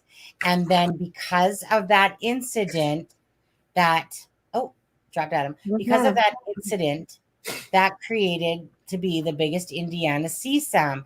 Now you have to Mm-hmm. understand, you guys, like I put the video out yesterday, is that there was 2 ski mask incidents right around the Kline house. This isn't coincidence. It would be very peculiar, but I mean, obviously you can't sit there and say for sure. We can't say for sure that it's connected for 100%, but we can Mm-hmm. damn right look at it and go, hold on, the Kleins lived here. Who else was there? Cranning, the half brother. Right? We have Kegan, we have Bart Cranning, Tony Kline, Robin Kline, and the half sister or whatever, half sister. And so you have all those people that you're thinking, okay, so so who was the ski mask person? In it all. Mm-hmm. Because if those two happened right, literally within a week of each other, the Mm-hmm. Kleins lived in the house right across from the first ski mask incident, but that's Mm-hmm. not when it happened, was when they lived there. It's when they just moved down the road to the farm that is now deemed as Hamilton because she remarried to Alvin Hamilton, the one where Kegan Kline speaks of the pig farm. That's the stepdad that he speaks of when he said, yeah, it was my best job ever, type of thing. Mm-hmm. So it's things like that. When you take that into account, a wiping of a phone, then obviously the friend has information on her phone, which could be incriminating to the murders. Chances are it was just to get her phone. It makes me wonder now if somebody tried to talk to her and tell her to wipe her phone out. I'd be very interested to know that now that I Okay. think about it. Also, going with that, what you were saying, because I remember that night actually was the 3 o'clock in the morning, when Adam was explaining that whole mask incident. I mean, that is huge. I mean, the way Yep. I never heard it like that, but the way he explained it We're was. good. Yeah. They were talking about it. They had a nice conversation. If anybody didn't get it, actually, I was going to do another video just making it a little bit more visually Mm-hmm. uh, Yeah. for people. So I'll still think to do that. I'll ask Adam. Because then Also, you can go and you can actually say that maybe she was groomed. That girl was groomed, and maybe she's the one who wanted to groom Libby. the person that Adam speaks of, I don't trust her with a 10-foot pole. Mm-hmm. To be honest with you, I get bad vibes always around this person. I think she's let me put it this way. I just think if I was a friend at 14 years old, and she would remind me of my older sister Paula, narcissistic bitch is what I'd honestly deem her as. She gives those badass vibes. There's nothing that I feel nice about her too much. So there's always this part of us that goes, is she connected somehow? Like, or is it just, like you know, coincidence? Like, why is all this happening? Because obviously the phone came from her and that's how they figured it out. But there's no nice vibes about her. But that just could be, it has nothing to do necessarily with the case. And I just don't like her as a person. Because regardless, I don't care if she's 14 and she's older now. All you have to do is look at her Facebook and you can see what a self-absorbed personality she is. And I know when I come across bad vibes, that's what I get from her. So that's the part of me that says, hey, what were you doing in all the equation? Why would you be inviting somebody over to your house after your friend just got murdered 7 days within the week? That doesn't make sense. Because I mean, that's all. I mean, I would be scared, and that would be like the first thing you. And I'm just going as a parent, you would tell your kids like, don't talk to anybody, don't give you address. I mean, you would be extra paranoid. Absolutely, don't you think? So yeah, that doesn't make any sense. No. But the thing is that this is the same person that's like, did you hear what happened to Libby? Because I'm so caught up in this Anthony Shots. I don't care almost about the girls. It's more about the Anthony Shots account because I need to tell him, did you hear what happened to Libby? Oh, hey, Anthony Shots account. Do you want to come over to my house? Like, come on. I don't care now. She's old enough, but I'm just so I can say that. I'm not going to say her name. Yeah. Like at that age, like she's obviously thinking differently, but what can I say? At that age, selfishness kicks in, and this person reminds me of very much of a selfish person. Could it also be that maybe, and I am sorry, I hate going there, and I apologize to the families. I mean this respectfully, what I'm going to say, and I mean anybody who listens to this, I mean it respectfully. Please forgive me, but I have to say it. Could it be that maybe Libby sent pictures also, like nude pictures, and in her head was like, I have to, delete every trace, all the traces, by resetting the phone? Could that be too? Yeah, but Libby would probably just have deleted the pictures. Yeah, but the pictures are not really deleted. They're always they don't think like that at that age. But they could. I mean, but they could probably friends be like, oh no, it's because that they always tell you like they're gonna think to delete them. They're gonna think that to delete them out of their trash. They're not gonna sit there. At that age, they're not even gonna sit there and think to go. Maybe also the guilt. Could be also the guilt, and maybe she felt ashamed. And let's pretend that never happened. Could be because we can't say that this is for certain anyway. I mean, it's a good thought to think about. Regardless of anything, the friend gives me bad vibes, but we can't say for certain that Libby just didn't take it upon herself to wipe the phone. I mean, it might not have been because we don't have that information.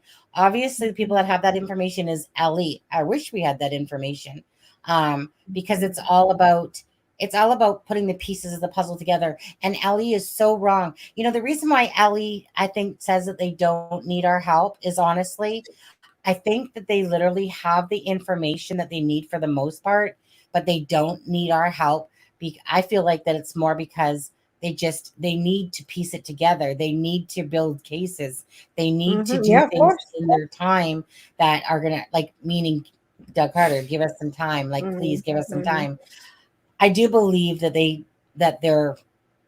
I always get thrown off by that because I've heard people say to me that are closer to the case that they believe that TK and KK are like the BG, like as if that's their line. And if that's their line of thinking, I'm so depressed right now. If that's really their line of thinking, because honestly, I don't even know how to say it. I feel like I'm on a different planet looking at a bunch of Fruit Loops down on the ground and going, like, does nobody understand this? Like, do they not get it? So if they're following the whole TK theory, of this for Ellie, I'll be disgusted. Myself. Well, I think you cannot ignore that he might be involved some way. No, it's not about not involvement. But if I hear the fact that TK and KK, meaning anyone can do their homework with TK and KK. Well, but they can. But they have to prove it. I mean, and they, they would have to prove it, and they have to have beyond reasonable doubt. That's not what I'm saying. What I'm saying is any person that's watching right now can go to the bridge guy and they can literally pull in his picture with TK and KK and realize not even close. They missed the mark. But people would have to do that. But people don't do that. So I know that LE is not that dumb. Like they know that it's not those people on the bridge. Like, do you know what I mean? Like their imagery would be far superior now than it probably was then. So they know. That's what I have to believe, that the truth will actually come out, and we're not going to believe this farce line of TK and KK crap. Not to say that they're not involved. Of course they are. Of course one of them is for sure. It's just a matter of not trying to pin the BG and the murders on these two people, because that would not be truthful. That would literally not be truthful. So that's where I would be upset. Yeah, I mean, I'm sure at the end of the day, I mean, hopefully when they solve it, I mean, they have to provide proof, and that we have to see, Yeah, I just don't want to. You know what I'm saying, right? I just don't want them to, because it's been so long, just to put blame on somebody or a couple people. I don't think so, because I mean, I'm sure they have pressure, but I mean, at the end of the day, that has to go in front of a jury. Yeah, and exactly. they have to. So I don't think they would. But I mean, they probably have to give evidence, and they will have to show. Let's say if they believe it's Tony, then they have to say, okay, in 2017, Tony, weighed less, and and we missed it by the height. I mean, I don't know. Yeah, could it be possible? It's just so confusing when you have an FBI agent saying, "Oh, I believe it's Ron Logan." You're just like, come on. Like, come on. Like, so for me as an outsider from the LE that's working on the case, it's just like, if I have people saying TK and KK did it, if I got people that are saying that Ron Logan did it, that's just so heartbreaking to me, because I'm like, will the girls ever get their proper justice then? That's how I see it. No, and there's a lot of people that believe that Ron Logan was the one who did it. A lot of people. Like they believe it, and I think it goes by visuals. I think the visuals, the fact that he wears a similar shirt, jacket, and the height, without looking at the face, obviously it doesn't look the same. No, but I think it's the height and the jacket. Logan, so yeah, at no point did a face ever look like Ron Logan's. Any person could have eliminated Ron Logan instantly. I mean, like, I admire you for like really getting into the face, because I really can't see anything. I really can't see anything on those pictures. I mean, sometimes I think I see something, and then I move it, and I can't. So, Alexza, I have I would say a few specific, but what I've come to learn, whether it's you or Adam or anybody else, nobody truly wants to look at what I'm showing them, and I get it, because you don't understand it, you don't really know what you're looking at, and people get bored very fast. They're like, I don't get it. It's kind of like when Gray Hughes was showing that video. The same rule applied to me. There was this video, and it's playing, and I don't get it. I don't know what I'm looking at. I'm looking at zapping lights. I have no clue. There's no pointer showing me, in a sense. Like, even though I use a pointer typically when I'm showing my markings, but there was no pointer, and I'm like, I gave up within a couple of minutes. I was like, what the hell am I watching? Like, nobody. Was that the one with the girl that got into the water? Yeah, Kylie Rodney. So yeah, that's freaky, because you can actually see other cars, like almost like waiting. I just saw it. Oh, it's creepy. Once it was pointed out to me, all I saw was these zapping lights. Because then Adam says, you didn't, like, at 3:15, it shows it. Really? Well, what the hell still am I looking at? I don't know what I'm looking at. I see flashing lights. I see this camera thing. And I was just like, screw this. So that's where I get it. You're not putting the time in that I am. You don't necessarily care to. And that's just the bottom line, because it's just like, I got bored of that video, but I happen to. Honestly, it's not that I don't care. It's that I can't do it, because I don't see it. Like, even if you show me a clear light, I personally don't see it. Like, I don't see anything in his face. There's only probably, Alexza, in all fairness, there's probably only about a good 4-5 pictures out of the batch that I've done that I would say are clear as day ones, versus, because you have to understand, it's like a puzzle piece of a face I'm trying to show someone. And in that puzzle piece, I'm going, here, let me pull one of his pictures from here, because that shows that marking better. Here, let me use this picture from here to show that part of his face. So I get it. It's confusing. But again, and I've stared at these things for like over 2 years now. So to me, and you have to and you have to be honest what you can do and you can't do. Like I would never Correct. dare to look at that and say, hey, I can look at this face or this indentation or this mole that he has in his face, because I Mhm. really can't do it. So I will never put, and say something that I know I can't do. No, So that's wrong. That's wrong though. I disagree there. If I started off not doing it and I was able to do it, it's because I took the time and effort to do it, because that's how much passion I had to make a difference. So that's not true. You can do it, but you just want to utilize your skill sets in a different manner. So Right. meaning Adam Well, could do it. And He's we all have people- different strengths. yeah, and maybe, different maybe. skill sets, and Yeah. and Like if you spent enough time looking at it, Alexza, I was not by no means a pro. I literally was not into all this camera picture taking. My twin sister's into that crap, the camera pictures, meaning it's like a baby learning. That's exactly how it was. I just thought I could take some pictures and I could work from there. So it took me time to I understand don't what I I'm was really doing. bad at that. Right, no, right. And if it's not your forte and it doesn't interest you, you're not going to go down that same route, because it doesn't interest you in the same way it interested me. Yeah, of course. No, and I And respect and I admire that about you, but yeah, That's- but I'm just saying me personally, I don't Exactly. think I can do it. It's like me and Deb. Why would I have a notepad? I don't use notepads. So Deb uses notepads, organization.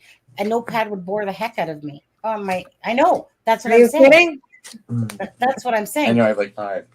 Whereas Yep. I can do things more like this because it sits up there, but you like to be more organized and structured, No, because I don't know if you call this organized, but yeah, well, sure. you know what I'm saying. Let's Like call it that organized. that would Sure. bore me. If I had to sit there and write notes, and that would bore the hell out of me, because it's not my forte. So why would I invest time if it's not my forte? Yeah, But of when course. I do, right. So that's why I keep saying to you or anybody else, and and Alex, is that you're good at what you do, because that's what you do. You're good at being a profiler and a handwriting expert because that's what you do. I'm good at looking at pictures because that's what I do. Not because I needed a school thing to do it. It's because I've spent the last darn over 2 years. I'd have to be, complete monkey if I couldn't figure out by then something. I would have given up. But meaning, so we each have our own specialties to Yeah. bring, and that's where someone can solve the case, because we each are specialized in a certain way, right? Adam has his, and that's what makes it beautiful to me. Is And it that doesn't mean people, we don't respect each other's strengths. Yeah, of course. right? Like Sunny knows, I Because we respect the respect hell out of the work she's done for the, Yeah. for what she's done. Can I change this? Can I see something really Yeah, quick? 'Cause absolutely. I think cut up my iPad died.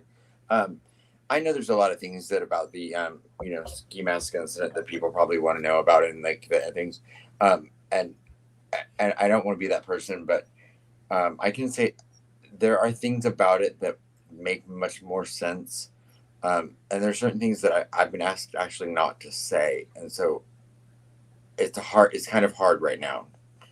You talking about the ski mask incident? So I would say anything that, if you have any questions or anything about the ski mask incident or anything, just be patient, because there are aspects of that I've been asked not to talk about too publicly. But I understand that and I respect that. But you can speak to what you had already said, right? Yes, and yeah. Okay, so can you maybe tell the viewers, I guess, tell them in little condensed the way you explained it to me, because that was fascinating. That was really, because I always heard about it, but I was just like, oh, it didn't pay attention until you really told me the details that I came across a lot of the information by dumb luck, and just I have to prove something to myself 10 times before I'll believe it. And when something doesn't make sense to me, I can't stop, because I'm like, okay, if there's something that is a part of a case, even if it's not important, you're like a skeptic. I was like, why doesn't it make sense then? Right. And it was like this one thing I kept coming back to, that no matter what avenue I went down, and no matter what lead I investigated, or no matter who I talked to, it didn't even ask more questions. It just never changed anything. I just was at a plateau, until I came across, like one piece of information about a very, very obscure court document, and it kind of put me down a path of like, oh, and then it all started to make much more sense. And I don't have it all figured out. I don't know everything, but that's not my job. My job is to take information that I find, and if we feel like it's valuable, and then it could be helpful to the family, and it could be helpful to justice, then when I'm asked not to say certain things about it, I mean, I don't know. So, But can you give people like a little short synopsis of what you had said before? in regards to what? To the ski, so how it happened. Well, I mean, it was a friend of Libby's that 7 days. I think everyone pretty much knows that 7 days to the day after the murder. So hold on a second. Was it the day after the murders? No, it was 7 days to the day. 7 days. Okay, because I heard somebody said 3 days, and somebody said 7 days. There was a Google search of an address that was done on one of the Kline's devices 3 days after the murders. Looking up an address that would have context when you're looking at who this child was. Situation. Okay, so 7 days. And that's another sensitive part of it, because this is a child, or was a child at the time. Was a child, yeah. Okay, so 7 days. So take it from there. So 7 days after. Right. And so the story is that she came home, got off the school bus, and that there was a ski mask, or there was someone in a ski mask looking in her bedroom window, or in a bedroom window. And that in itself didn't make sense to me. And this is the same girl that was contacting yes, Anthony Schatz. This is the friend that was talking to Anthony Schatz. It's the friend that introduced her to Anthony Schatz. It's the friend that she was at a sleepover with.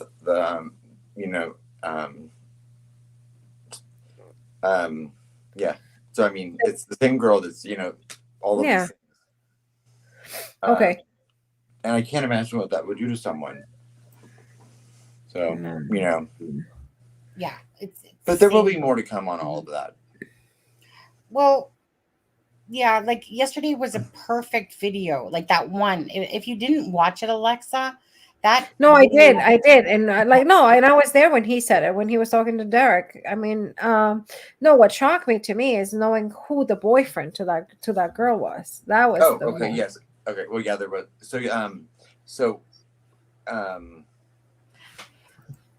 the boyfriend of the girl that the ski mask incident was the roommate of Kegan Kline and friend number one, both in Peru and Vegas. And that information was not made public, even in my conversations with those people, which I found kind of odd. It's making a little bit more sense the more I've gotten into it, but still, I'm like, it was this huge piece of this thing that I'm like, if there's no significance to it, why was it left out of every story and every telling of it? So, and I'm not trying to be cryptic. I'm just trying to be careful as far as. Actually, what did you just say, Adam? To be honest, about that last part that you just said. I just why is, if something isn't important, but it's part of a story, then why was it left out of every single person's account of it? Yeah. Do we have a troll, or is this why don't you care more, Adam? Trust me from the 302 I care. Oh, let me just go look at that person. Yeah. Yeah. I mean, look at my face is going black and my stuff. I guess can't use that background too often. Yeah. So that was that particular incident. I think it's very. Right. Very. Right, and I'm not saying I'm not implying that there's any nefarious actions on anyone's part involved in that. No. It's just a huge part of this case that 3021 LOL. Yeah. yeah. I think it could give us a little bit of understanding of, how it started, how the whole thing, or, what it was about. I think that will clarify it. I think a couple of things. Yeah. And I think the more we get into it, the larger part of it will play. Mm-hmm. Yeah. It's like a web. Adam, you don't mind if I break it down into a more visual? Do you in another video? Just a more of a visual, like meaning here's Google Maps, here's Galveston, here's one, here's two. Yeah, for visual people. Like meaning to go with what you guys were talking about, in a sense, like following what you were saying in your video. That should be fine. That should be fine. I mean, you'll play. I'm not using addresses. I'm not showing anyone's homes. I know. I'm just showing an area to what you're referring to of what's out there in the public, in a sense already, as what's been said. Nothing that's right. So people can understand it better and why this is such a big thing. Yeah, right. It's kind of like I was, showing my friend that was saying, she was saying like, God, can you show me the kind of your line of thinking a little bit about why this is this? So then I was showing her, and I was like, see, I want to show you how close Sheena Cottrell lived to Kegan Kline, and how Jason Palladino and when Sheena Cottrell were together, and how Echo Cottrell lived in the same house beside Kegan Kline, to show the connection. But I wanted to show that name, by the way. Echo. I know. I like the name too. Echo. It's a nice name. But I wanted to show how on a visual sense, look, I'm showing you, this is where Justin James Rippey lived, right here, right there. Mr. Guy that was charged with porn. That's going to be with the CSAM's part of it, not to do with the murders. That will be with the CSAM side. But just if I literally had names on everyone's darn houses, there's a lot of little pedos over there. But they were probably ones that were all in the Dropbox or meaning into the porn and stuff. If I'm not mistaken, I think Alex had said on the live that, was it the drop? No, I don't know. He wasn't talking about the Dropbox. He was talking about the phones, wasn't he, Adam, when he said about the community of them? Yeah. That it was just kind of like on Reddit and on the 4chan and stuff like that. That it was more like a community, like a smaller thing of this and that. Yeah. Again, everyone has their skill sets. And that's what I love about this, is that you're strong, Alexza. You know what I mean? You're level-headed. Level-headed. Right. Adam, level-headed. Deb, level-headed. There's lots of level-headed people in here that talk to us behind, the doors, in a sense. And those are the people that will create a bigger picture together of what happened. Right. And that's what I say. Like I said, I respect each of us for our own skill sets. But putting them together is a powerhouse. Yeah. Right. I'm going to answer. What's the name here? Moon Crystal. She said, I have a question for Adam. Did the ski mask girl know the third roommate before the ski mask incident happened? I don't. There's no reason she wouldn't have, because there was already a million connections that they would have known each other. I don't think they dated. I can almost certain to say they weren't dating before that, because she was 14 and he's a little older. But I think they knew. I'm sure they knew each other. Mm-hmm. And that was actually one of the questions that ended the conversation between myself and the third roommate. When I asked that specific question about when Alexza, I want you to go back, if you could, though, to Robert Ives, because there's something to me that he was saying that was disturbing, and that's when he said, we thought it was someone that was local, but now it might, I'm starting to think that it's a trucker. And I'm like, dude, don't even start saying that, because that tells me you guys are so far away from this. Yeah. What did you think of that?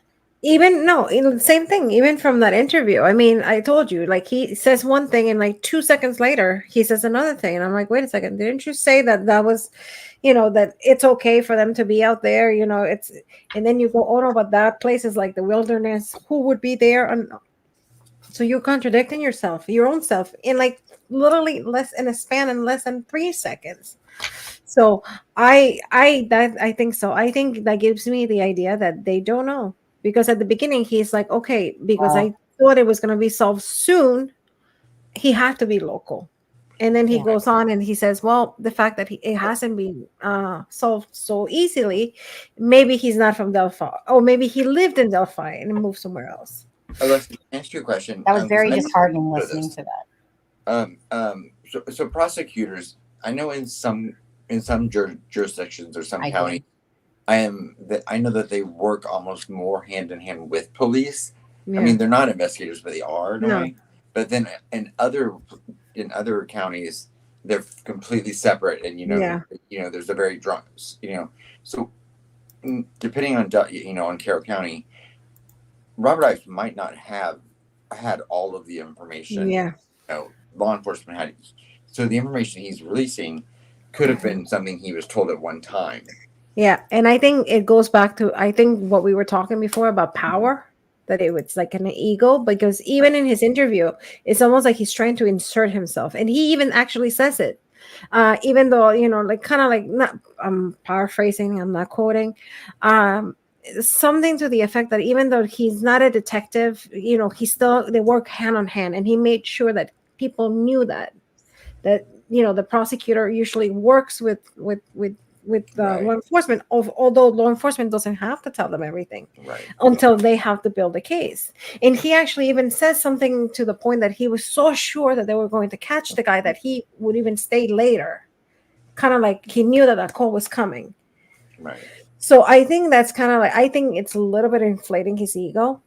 And I hate to talk about people like that, but I think it has to do a little bit with the ego. And he's, like you said, think he's inserting himself. Maybe he did get to see a little bit of the crime scene. But again, I think he's not law enforcement. He doesn't know. I mean, yeah. For him, something, like he said, signatures. Mm-hmm. Non-secular images, whatever. And maybe they were, maybe they weren't. So... And then the new prosecutor came in and basically said he was running everything. Yeah. The new young one, when he came in, and he did that press conference like he was the lead investigator. Yeah, I know. Because I mean, I think this case, the stakes on this case are so high that everybody is trying to. And then imagine if they solve it, they're going to be like, I got prosecutor under my jurisdiction, my time. So I think I don't think all the time. I always believe that, because I really never paid attention to him. I only heard what other people say. And I think a lot of the misconceptions come from him. Yeah. And especially I don't think that he intentionally. No, I don't think so. I think he said what he thought, but he didn't think that his words were going to be dissected. Like, you know what? And that's just it. Is that these words have stuck with people, and like for me, I feel like you're fighting a losing battle, and that's why I really backed off of the whole. Like, I don't mind having nights where I specifically will talk to the people that understand about the whole Garrett Kurtz line, but it's stuff like that. Like for another example, the minute that Garrett Kurtz was almost deemed like he wasn't the BG, people kind of dismissed him about that whole storyline. And I believe that they were so wrong to do so. I know that they were wrong to do so. But the thing is that people base a lot of that, what they say nowadays from the first press conference, because they act like they knew them. But if you listen to Ives now, you listen to Carter in 2019, you would probably back off some of those things that were said back then, because they wouldn't have been accurate. They thought they were accurate at the time, but not accurate as time moved on. So when people still hold on to a lot of that old stuff that was said. So some of it, yes, obviously they know the crime scene, they know certain things from the crime scene, but they didn't know much else about anything. When it comes to the BG, they again, like Carter said, witnesses and no witnesses, they've contradicted themselves over and over where water. And also, how many crime scenes have he seen that are similar to this one's? Because usually, I mean, he said it at the beginning that most of his crimes that he deals with are a crime of passion. Those are very, either somebody takes a gun, boom, boom, boom, or you strangulate. He said how long it had been since Carroll County had a murder like that. It was not passion, like domestic related, and it had been a number of years. So there it is. So he hasn't obviously he probably hasn't seen one. Which also means none of those police officers had been to a scene like that before either. No, the prosecutor wouldn't write the arrest warrant. It would be the detective, the police. No. Yeah. Yeah, the prosecutor presented with the arrest warrant, and then they. Yeah. They probably give notes. Yeah. Get your Gabby and Libby. Well, I was going to say, if you want to look at a case that's much more recent as far as, like, if you look at the Kylie Rodney case, look at how much the information changed. Jeremiah. Just in the span of 2 weeks. Just in One sec. Jeremiah was a bullfrog. Enjoy the boot. Lilith. Oh. Yeah. So we're just gonna get rid of you, and we're gonna block user. There you go. Okay, continue. I'm so sorry. I was just using that as an example of how information can change. When in the Kylie Rodney case, in the span of 2 weeks, I mean, we were told, that she was wearing this sweatshirt, and then it was this different sweatshirt, and then it was this, and so details changed in that case every day, almost. And so if you look at the Libby and Abby case, we're going over 6 years of information changing. It doesn't mean there's something nefarious behind it. It just means the knowledge that law enforcement comes across changes. They learn new things. Carol, I respect you. I mean, you don't have to like me. You don't have to agree with me. That is completely fine. I mean, if you want, I can show you my resume. I don't think she's saying it that way, Alexza. I think she's saying, Alexza, sorry, but I'm not up with what you have done, and for who have you been asked by the agencies involved with the Delphi case? Sorry. No. Yeah, she wasn't insulting you. No. Oh, so then I confused them. I think I'm pulling a double rainbow because somebody with the name Carol actually sent me an email. Oh, about that. Okay. So maybe I'm sorry, Carol. I didn't mean it that way. So I thought it was you. I just read it quickly. I'm so sorry. I'm pulling the double rainbow thing again. No, I'm sorry. No. Because somebody sent me a email and they were like asking me about my basically like asking about my credentials and everything. I have nothing to hide. I mean, I can, and I said, if you asked me, if you would have asked me politely, I would have given it to you. I don't have to though. That's one. And number two, they were like questioning. And I'm like, you know what? Everybody has their opinion. I can have my opinion. No, Carol, I'm sorry. Yeah. No. I'm sorry, Carol. I just saw the name and I went crazy. I apologize. Carol's Australian. I know her. I know. Melbourne. I know. No, it's okay. It's okay because she's saying she got an email. I know the way Carol, because when you do a quick read of that, it almost sounded like, wait, are you attacking or are you whatever? No, and I just saw the name and I was just, because I was going to say that at the beginning because this person has been harassing me for a couple of days. Exactly, and I was just like, and that was the person I told you about the other day. So I just saw Carol and I just, Carol, I know, Melbourne. We talk with Carol all the time. I'm sorry, Carol. I'm so sorry. I didn't mean it that way.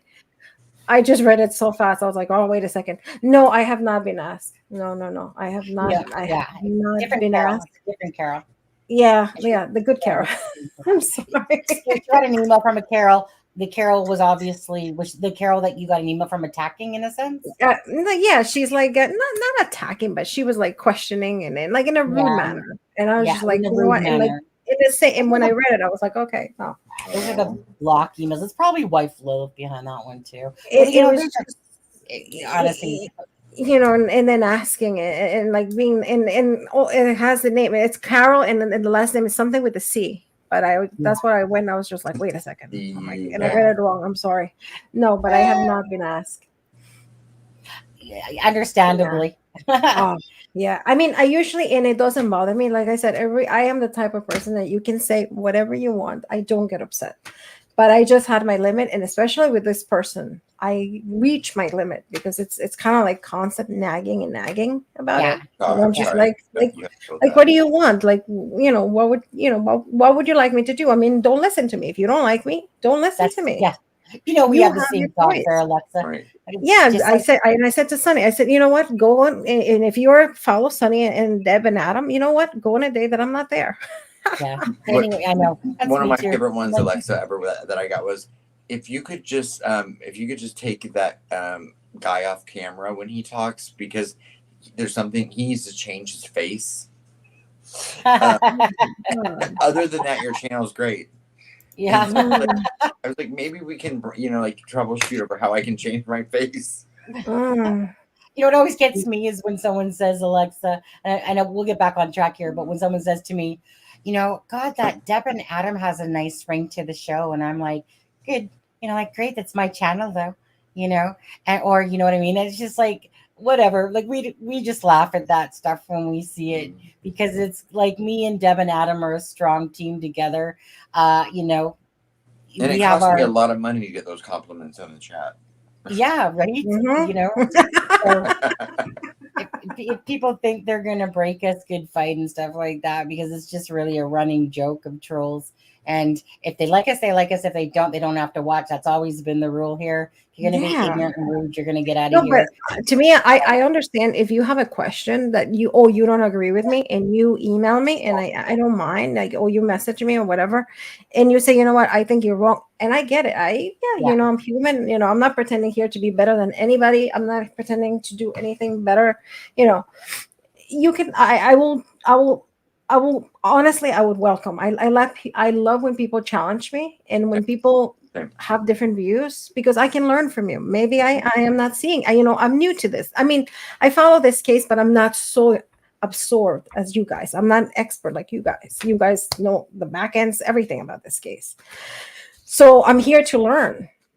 So if people have, but I mean the constant, like attacking my work, and I'm just like, listen, like, I know. I don't have to explain. I really don't have to explain. And I was just like, you know what, if you want my credentials, I will give them to you. Right. Yeah, and I'm like, oh, and that was the one that we also got into copyrights and everything. And I didn't want to sound like I know it all, but I was like, listen, I also have patents, so like I know what I'm talking about here. Right. So I'm sorry, Carol. I just feel bad with Carol. You're okay, Alexa. Carol's cool. She knows. Yes. And Ben, I know that wasn't you that made fun of me. Carol, does she want my email? Is she going to troll me for real now? No, she might now. She is a little Like, vindictive. you little witch, you little bitch. Why did you? Yeah, I will give it to you. But she doesn't get up till like 11:30 at night our time, so you'll be in bed. I know. We always, yeah. I don't know. I didn't even see. I mean, I always talk to Carol. We always talk about Australia and everything. And sweet lady, always love her. But honestly, I just saw the Carol and the sea, and I was like, her. It's like a horse, just tunnel vision. I apologize. I guess we're gonna say it because I'm sick. I can't see very well. Yeah, and you've dealt like with a week of sickness in your house. It's like one after the other. So you're allowed. Oh my God, yeah. Like I can, yeah, I know. It's like I cannot catch a break here. Yeah, I know, right? At least you're running out of people, so it's not like it's not going to recycle back through. Well, at least they can't get sick anymore, because I'm like, please go to school, and I was like, please stay in school. Do not call me. I need to pick you up early, because I am not going to pick you up early. Today it felt good to be in bed the whole day. Let's see here. 1 second. What do you mean there are no fields filled in? 1 second. Sorry. Why does it keep saying that? 30. Oh, did you read what Anna B says? Just curious, who do you all think the leaker is? Oh God. Well, No, you guys. let's not sidetrack too much, because you're going to be here 4 hours if that happens. I'm just trying to do something. Am I turning all black? Okay, there we go. I got to come back to the thing. Let's see. It's a me or a piece of you? Oh, it's frozen. Oh, you made it frozen for a reason. Okay. I was gonna say, I'm like, did I go? My eyes really going? Let's see, Lisa in chat. 5,000. Lisa, 5,000. Deb, dang it! I told you we were God, bad timing or what? Tonight. Lisa. Oh my God! Okay. Congratulations. Okay. Deb, Lisa, hit exclamation mark 5,000. Exclamation mark 5,000.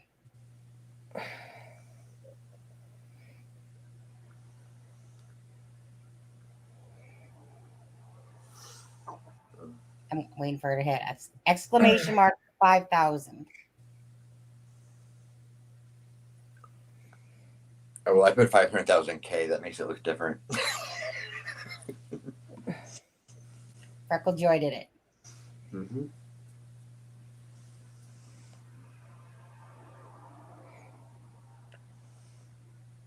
Thank you, everyone. Come on, Streamlabs. Well, did I screw up? I don't think so. Wait, did I use O's? No, I didn't. What the heck? Hold on a second. Let me just go back to that because no. Oh, hold on. Where did it even go? It was just there. Hold on. It was. Am I in this one? Oh no, it's right there. Exclamation mark 5,000. It's on. 1 second. 1 second. Off, on. I didn't do no, I don't do that for that. Hold on. No, those are zeros. Those are clearly zeros. Huh. Oh, wait, I don't have it set for as set for everyone. Okay, wait. Oh, it took a few minutes. It took a few minutes to enter it. Okay. There we go. Adam, where'd you go? Adam doesn't get to be part of the party. Okay, anyways.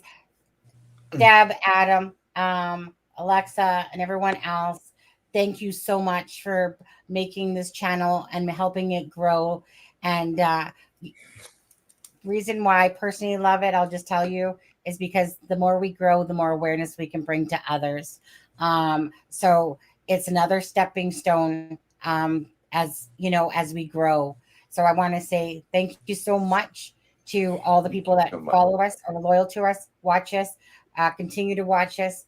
And yeah, what can we say? Adam, it's just an honor. Go on, Adam. Your turn. Deb's down there. So just thank you so much, everyone. We value you and appreciate you so much. Thank you. Oh, I put a typo in that. Fix it that, don't I? Before. Oh, typo. Tomorrow morning, it'll be back to 4,920 or something. Yeah, right. That's how it goes. We're getting some of the trolls come in, and usually close. Usually, what happens is that the trolls that always talk about us like to come in here and watch us, but they have to be subscribers, obviously. So usually goes down about 2 or 3 overnight, typically, because of those people, and then they'll join the next time that they want to watch one all the time. But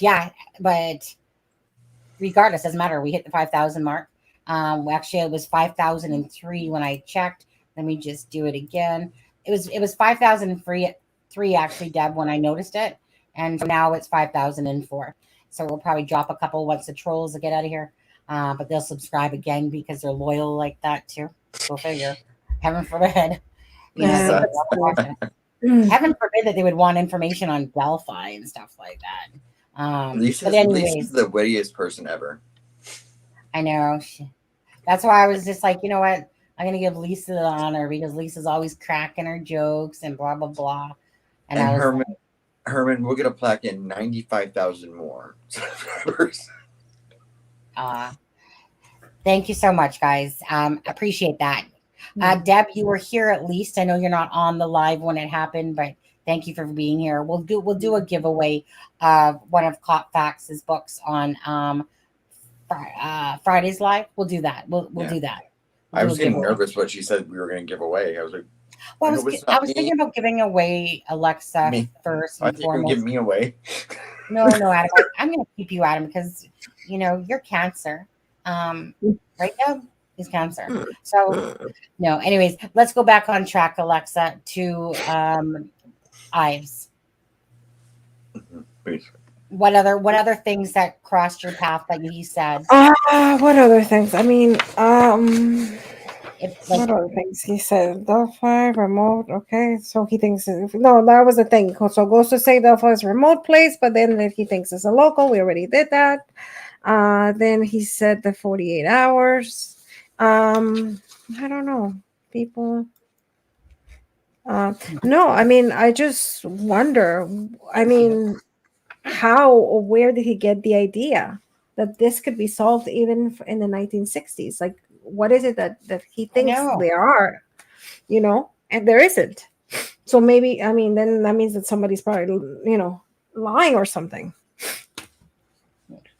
I think I feel like Lisa is like a Kegan, just doesn't know how to tell the truth if it came and hit her in the ass there. Yeah, the sniffles, you poor thing. Out of that, I don't know that we've gone over like the actual words that he said with the crime scene and like how he said, I think that he calls the crime scene. I don't have it 100% here, but I think he said that I they have were it in front of me. Like I have okay. the So actual. can you? Yeah, let Okay, me just read it. Okay. Let me ask you first. Are you feeling okay? Do you need to go? It's been 3 hours. I'm okay. I'm okay. I know that we've gone off course a few times, and Deb just needs to stop talking about Lilith, and Lisa needs to distract us with her jokes and stuff, and me having my little meltdown with Carol. No, you know what? I've done the same shit. I've done the thing here and there where it's like, oh, I thought that was an ignorant comment, and it was like, no, and there was actually Sometimes I maybe do something. I jump because it comes off. Text to actually voice are two different things sometimes. It's hard to find the intention in text sometimes. Yeah. You read them different. Yeah. Got frozen there for I'm just trying to find the right here. Okay, share. Okay. So if I bring this, thank you so much, sweet. Don't worry, Deb. I got this. My nose just went black again. Sweet Caroline. Bum bum bum. Alexza. Yes. Didn't exactly hear your vocals there. Oh yeah, right. You want to go back to less than 5K? How many people you want to subscribe? No, thank you. Yeah. Here, I'm going to throw Adam down there since he's covered. Thank you guys. Thank you guys so much. Okay. Really, truly do appreciate it. It means a lot to us. And there's some people that maybe didn't like the show before, that have come on board now, maybe because Sunny toned it down a little bit on her things and stuff like that. There was a reason for that because I had no purpose. My purpose was only for the girls. There was nothing else. It wasn't for subscribers. It wasn't for anything. It was just to call out, the BG once I got pissed off enough that people seemed to like the Ellie and that was like not finding this person. But then I toned it down because I didn't know. But then now it became more of a rewarding thing that I realized that not only could I fight for Abby and Libby, but that we can be a voice for others. And I learned to more respect people's opinions as long as they're said in a decent manner. I've come to say, hey, no, you're not like I used to before go like, you're wrong. You don't know what you're talking about, blah, blah, blah. Now it's like I'm more of, well, hey, if you want to think it, go right ahead. It's your prerogative because it is. It's anyone's channel. It's anyone's whatever their prerogative.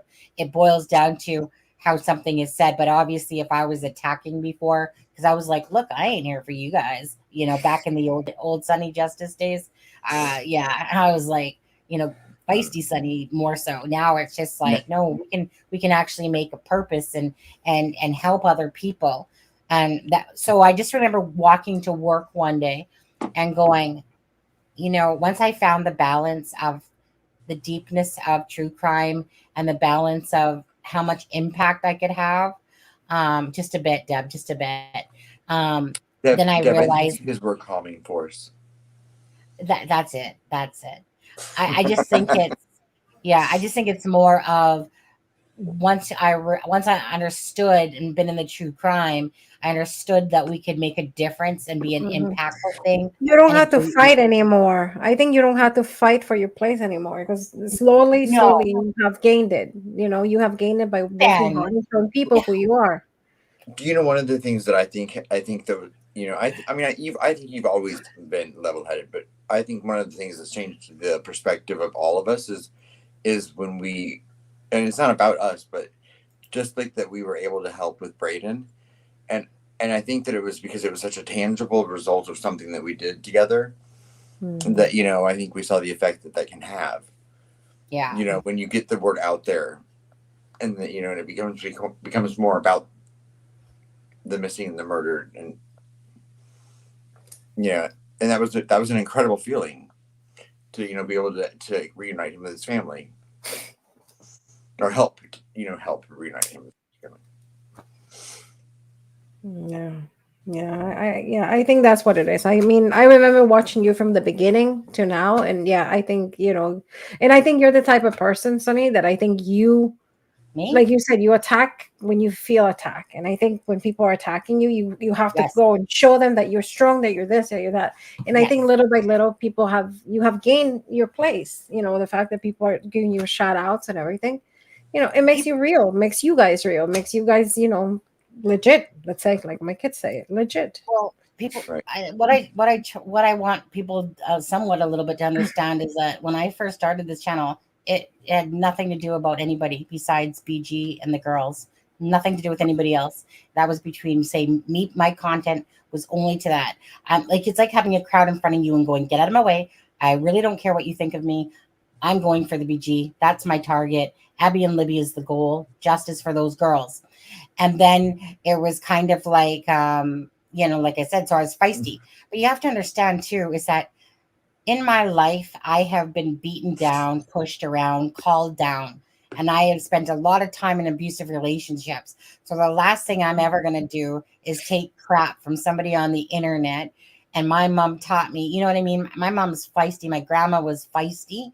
But when you've gone through and you've been hit and kicked and black eyes, and then you have to sit there and come to the internet and deal with you like people that want to troll you or attack you. Mhm. Like honestly, I have a shield force that's so thick now when it comes to that stuff. So it's either you laugh it off or you let it bug you. And so I had to tone down the force field in a sense because I didn't have to be like now it's more I just joke around about it.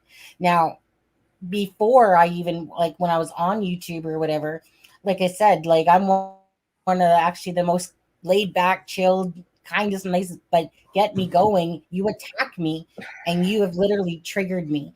Not triggered me that I can't handle you, but there's nobody that's gonna put their hands on me and tell me what to do. Nobody's going to tell me what to do on the channel or how to create it or if I should get my freaking sexy string out of my eye. Not going to happen because I have my real life here that is just fine. And I put up with a lot of bullshit.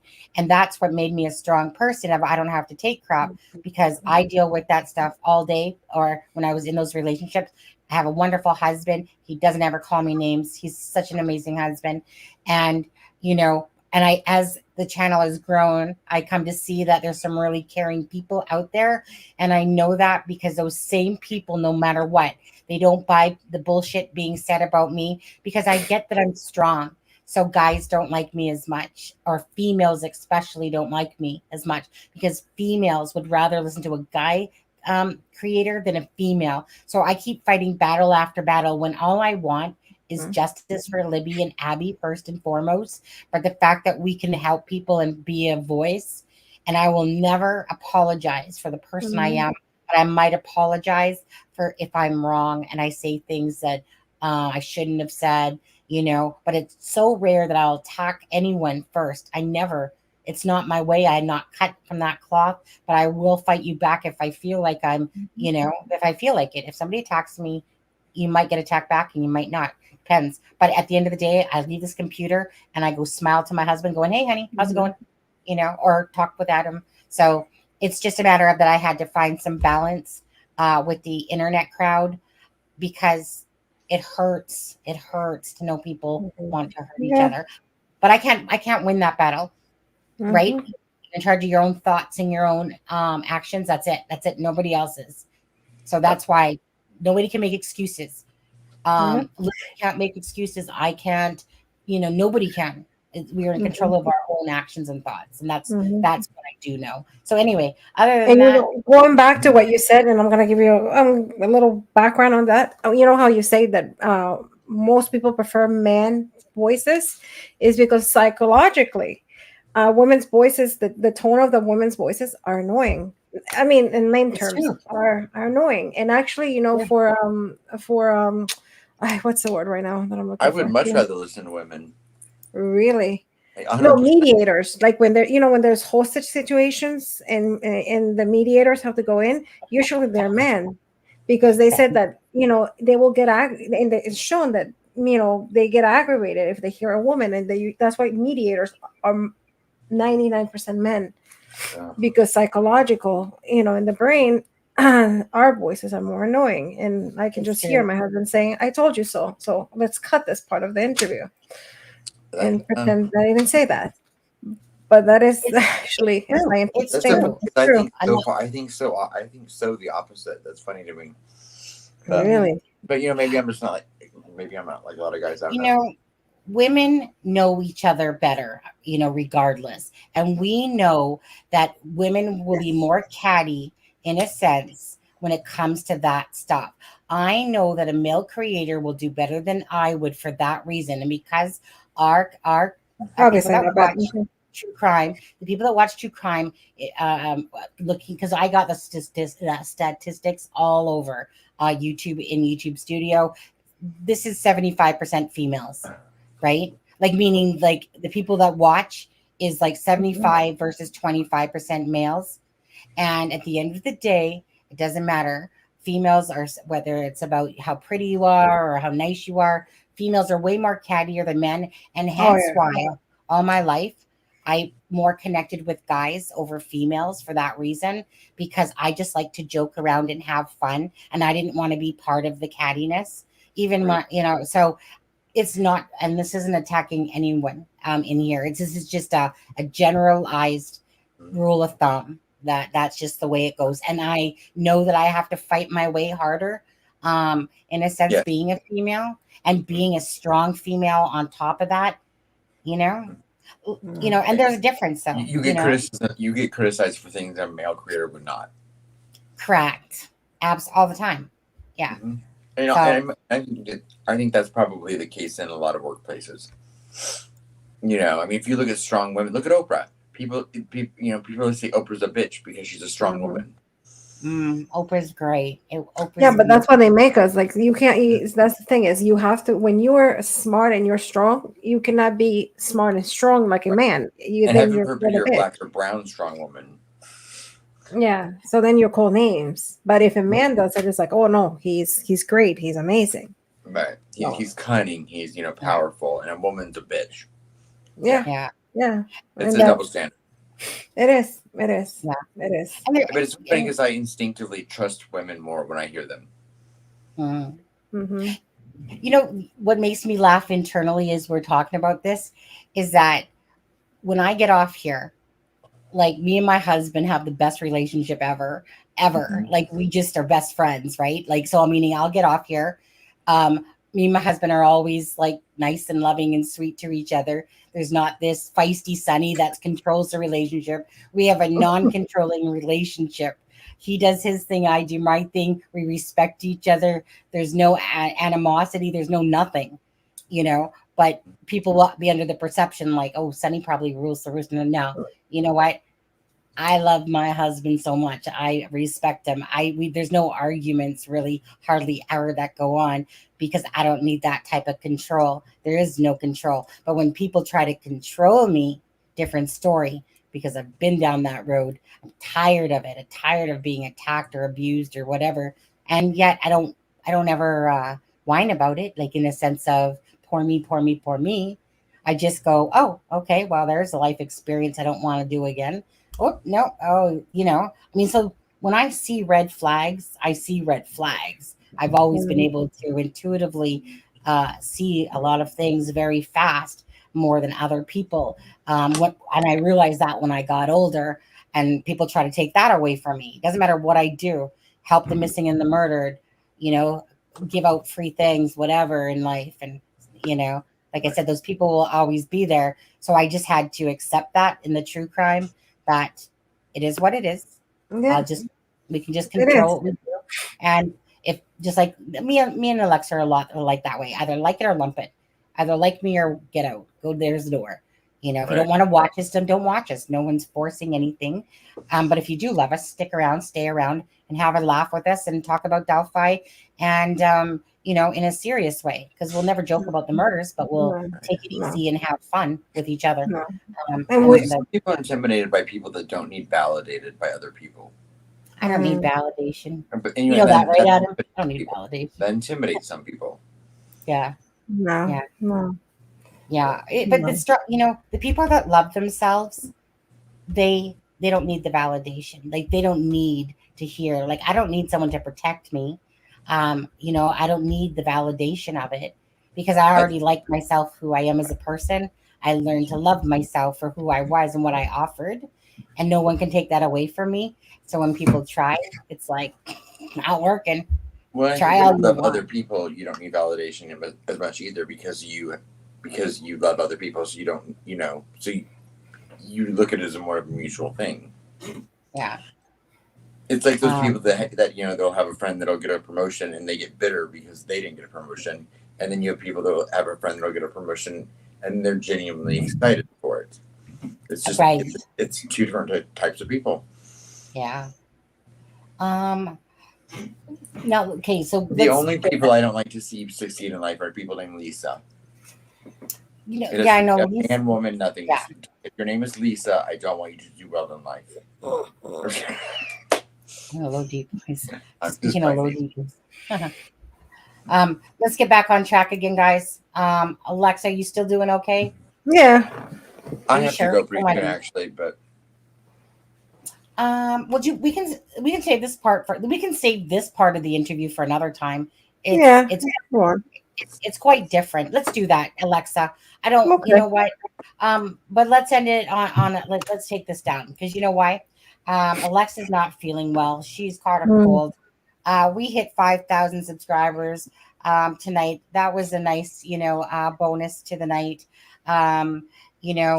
Again, Delphi, you guys, there's a ski mask out there video that I condensed, because, obviously another YouTuber wanted to take our product. So why not create another one and do it ourselves? But whatever, you know what?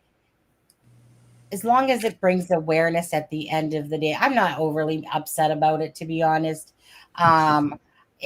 Honestly, as long as it brings awareness to people, because that particular part of the clip is truthful. That's truthful. So it's not like that content was, something that, it's not like that content should be hidden, because it should be seen. And I don't mind the fact that our work is being seen, but if someone does, they probably should just ask and say, hey, do you mind if I use some of that from your video? I did go in and actually congratulate them on that, because I felt like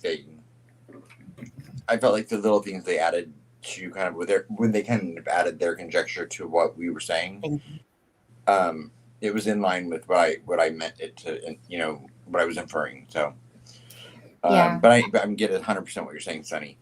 Well, at the end of the day, Mr. Lewis, in chat, he's like, why don't you rip some of those videos down into like 20 minutes? Because I get it. People don't want to look at a live and go 4 hours. Oh my God. I need to start ripping down the important parts of a live and putting it into a smaller piece. There's a lot of work involved in being a creator, but I really need to, that was our content. But it's not like it was a bad idea. Like, what she did was a good idea. Meaning, because honestly, like taking the points out, because Lewis had told me to do that as well. Like, hey, you need to do work on more shorts, and you need to do this, like a certain format, because people they like my straight to the point 20-minute videos and stuff like that. People cannot handle a 4-hour, 3-hour unless you're just in love with us. Well, maybe try to do a 1.5 hour. We've tried. Let's try. Yeah. So as far as I opted you and out at 2.5 hours. Yeah, as far as condensing any of the schema stuff down, I would just, of course, we'll just make sure that none of it's anything that we're not supposed to put out. So. Yeah.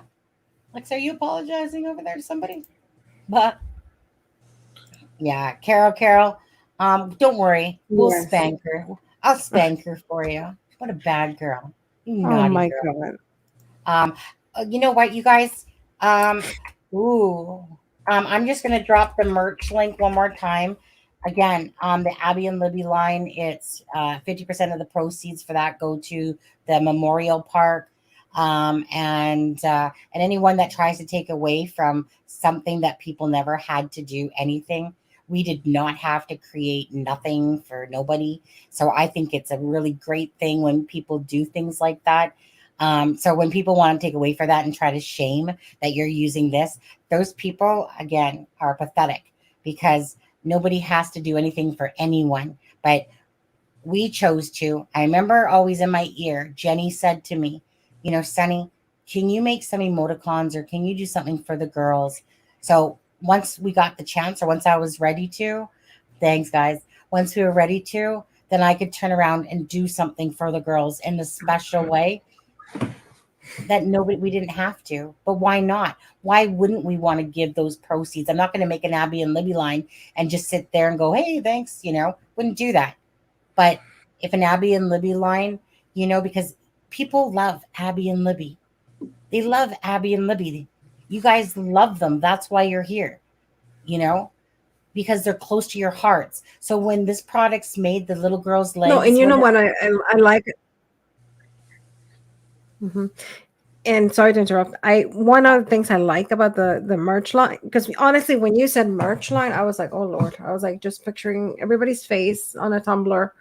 And I was just, honestly, I love you. You guys are gorgeous, all of you. But I was like, I wouldn't even have my own face, not even my kid's face in a tumbler. But when I saw it, I was like very impressed. I was really impressed because it was done very tastefully. And I was actually telling my husband that this morning, because he was like, really? He's like, you are going to buy something? Mm-hmm. Of course you will. Oh, she froze. Because that's because she's talking about her husband. Oh, it's Carol. Carol's talking. I'm sure. Carol, are you hacking her? Is that you, Carol? Is that you, Santa Claus? Okay, so she froze. So I'll continue what I was going to say. To me, the Abby and Libby line represents this. Besides it being going towards the Memorial Park, it represents the fact that you have a mug, you have a tumbler, that Abby and Libby are close to you. Right. That's how I see that. I see that as there's a piece of Abby and Libby, that not only are other people going to ask you about it if they don't know, that you have something there she goes, that you are going to have something yourself, whether it's the tote bag you carry that represents Abby and Libby. And the fact that these two girls were murdered and you have a piece of them around you, whether it's somebody that asks you and oh, cool purse or cool mug, who's Abby and Libby or whatever. Do you know what I mean? No, there's nothing even remotely wrong that can be said about that at all. It's beautiful. It's the same effect they had when they did the t-shirt line. Absolutely.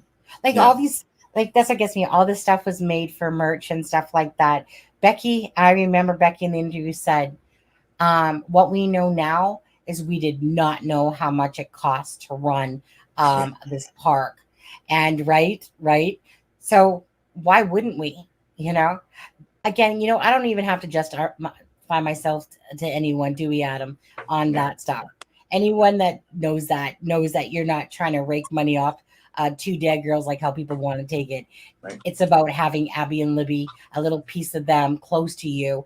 And the best way we can do that is using the merch using the fact of having a merch line and making a beautiful thing. Like Right. for me, I'm gonna love it when I get like my mug and tumbler, because that will feel like having a piece of Abby and Libby right there with me.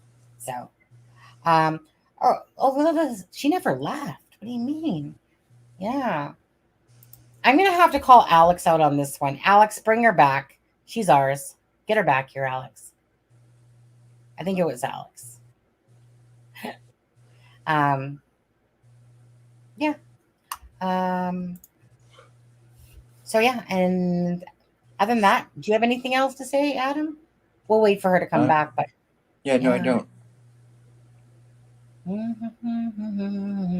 Hey, what is today? Wednesday. Yeah, it's Wednesday. Okay, it's Hump Day. Happy Hump Day. Happy Hump Day. Oh, Hump Day passed for you guys. Too bad. Some of you. Yeah, even you too, Adam.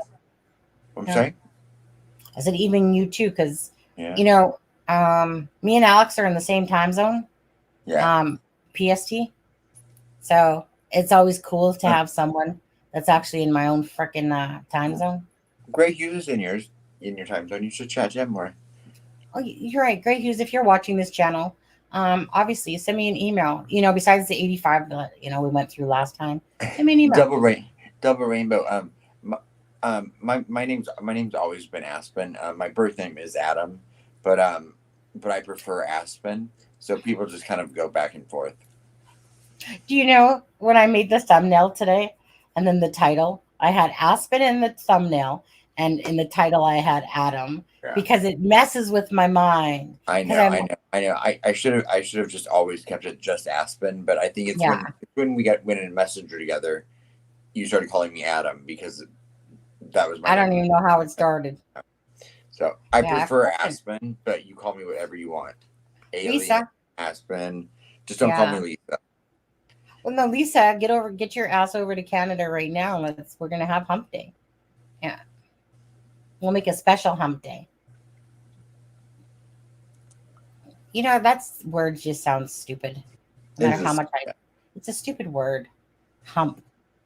I guess if you look at it like a hump in the road or a hump in your back, but to call it Hump Day, it just seems so weird. Hump. I wonder where that came from. When it really shows how much people hate their week. They're like, I'm finally at the hump. Thank you. May I call? I'm grateful for every day. Aspen? Absolutely. Call him Aspen. Yeah. We should all call him Aspen, but it's hard to teach an old dog new tricks. Oh, she must have just really dropped, didn't she? All right. Well, we'll give her what time is it? Maybe Carol attacked her. I'm kidding. I'm not seeing Carol in there anymore either. I kind of think it was Alex. He's just like, get out of my spot. No, just Someone emailed me the other day, and I'd forgotten all about this, but they were referring to the interview we did with Candy Hayes, and and how someone rang her doorbell like during the interview, and I guess I made a joke and I said, "Don't answer it. It could be Tony Kline here there to get you." And the person emailed me, and they were like, "That just popped back in my head, and it made me start laughing all over again." Wow. I was like, every time I come in, this little dot on my nose comes in. I want to show you guys something. It was on my screen. Is it green? I thought that was on my screen. Oh. I was like, my screen must be dirty. I'm going to show you guys something. Let me see if I can get it. 1 second. Just because we're waiting. I think it's here. Is it that one? 1 second. I think it was. Okay, don't judge me. Should I even show that? Can't promise. Okay. Okay, so you see this picture here? Mm-hmm. I was 45 years old in that picture. Don't look at my boobs. Okay, Lisa, stop. Oh, stop. Deb, told you. So I was going through my Facebook looking for another picture. And I was like scrolling down and I was like, oh, I remember that. That's pretty much when I was talking to my husband right there. And I remember. That gives me hope. That's 4 years for me. And all I could, you know what? Okay, this is what happened. All I could think of was, on my worst day, I still look better than Lilith. That's all I was thinking. I was like, get owned. I'm 45, you're 30 something, and I look still better than you on my worst day. That's all I was thinking. And then I looked at the hair and I was like, you know what? Because I have a Shania Twain picture where I look like Shania, and I always thought that she stole my hair tubes, but then I realized that she's like a little bit older than I am. So wife Lilith, you know what? Don't get jealous or anything like that. I should probably face it and do all that stuff, but we'll take that back down. So I was looking at that picture. Wife Lilith stole Ozzy Osbourne's hair. Yeah, no, right. So it's kind of one of those things. It's like, look, that was like what, 8 years ago, that picture? That's when I met my husband. So even a little bit less than that, 46 perhaps. And I'm just like, you know what? On my worst day, I look better than you. And then I thought, you know what? I have my Shania thing that I was talking about the other day where I have this picture, and it's like, so I was just like, I'm going to do my hair. Cause I used to do this. You guys have no idea. If anyone knew me, my hair was different every day. It would be braided. I'd have it braided across my forehead. I'd have it in, just whatever. It was like, just whatever, to be honest with you. I would just always be doing my hair. Yeah. You guys would never know if I was going east, west, anything, right? I would just be like, one day my hair would be like this, next day straight, next day it'd be crimped, next day it would have braids in it. So yeah. So that's one of those pictures, when you're looking at the thing and you got the, like this good lighting going on. Mm-hmm. And I'm going to tell you guys a story. TMI, doesn't matter. I met my husband gaming. Did you want to say something, Adam? Well, no. I was going to say, I don't know. Yeah, go ahead. He's at a loss for words, apparently. Oh, no, I was going to say, I think you gave a lot of people a Halloween costume idea by showing that picture. You're going to have a lot of people that are like... Yes, I actually had a Halloween costume like that. And so I was like, met my husband and online gaming. And so anyway, I thought I was going to be sexy and everything, right? So I remember I said I was going to go and I'm going to get some strawberries and whipped cream. And my husband, like, I don't know how to say this, but I really thought to myself, like, are you frigid or what the heck's going on here? Little did I realize that my husband just didn't care. Like, meaning he's a very much of a gentleman in a lot of ways. Being served a gag order. Yeah, no, that's a bunch of crap. Absolutely. So that's just crap going on. That's just bullshit out of the littlest mouth, as always. So anyways, I don't think she understands what gag order means. Yeah. So. Yeah. The only type of gag I get it. The only type of gagging that happens with her is maybe out of those 5 or 6, But anyways, so yeah, I decided to be like all sexy and crap. And I'm like sitting there in front of the computer, whipped cream on, the breast and strawberries. And I'm sitting there trying to be all sexy, and I'm lifting my boob up, and all of a sudden this whole wad of whipped cream, you just heard the splat on my keyboard. And I look down, Steve starts laughing, I start laughing. I'm just like, me and trying to be sexy just doesn't work. Yeah. But yet people would always say I was like sexy, and I'd be like, because it's effortless. Yeah. And so I'd be like, oh, that's obviously that automatic charm and whatever. But anyways, that's my sexiness. I would never deem myself ever as sexy. I would deem myself as try to be sexy is the minute I look like a fool. Right. And that's exactly what happened. Splat right on the thing. But it was so funny. Me and my husband will never forget that, to be honest. And he'll never forget the fact that I showed his ass on camera either. That was funny. Frank's voice is always in my head on that one. Dear. And that is not a mental connection I'd want to have in my head all the time. Frank's voice and my husband's ass. I just honestly, I couldn't believe the timing of it. Like, I'm still in awe of how did I manage to turn on the camera at the exact time. It was almost like it was planned. Yeah. It was just like ridiculous. If a book had fallen off the bed, I would have known you were trying to give a subtle hint. Yeah. It was just like so ridiculous. I'm just like when things are aligned, people, those things are literally just aligned. Um, Right. Like if I'm in a situation where I try to be sexy, the universe will align to the point where I will make a fool out of myself on not just the one, but like every chance I possibly get, all in like 5 minutes. oh yeah. I would like be carrying the watermelon, fall down the stairs, knock people over. Adam, one I'm not time, sexy at all. Adam, one time I was literally walking down the stairs with a bunch of canned jars in my hand. I was at like literally the 12th stair from the top.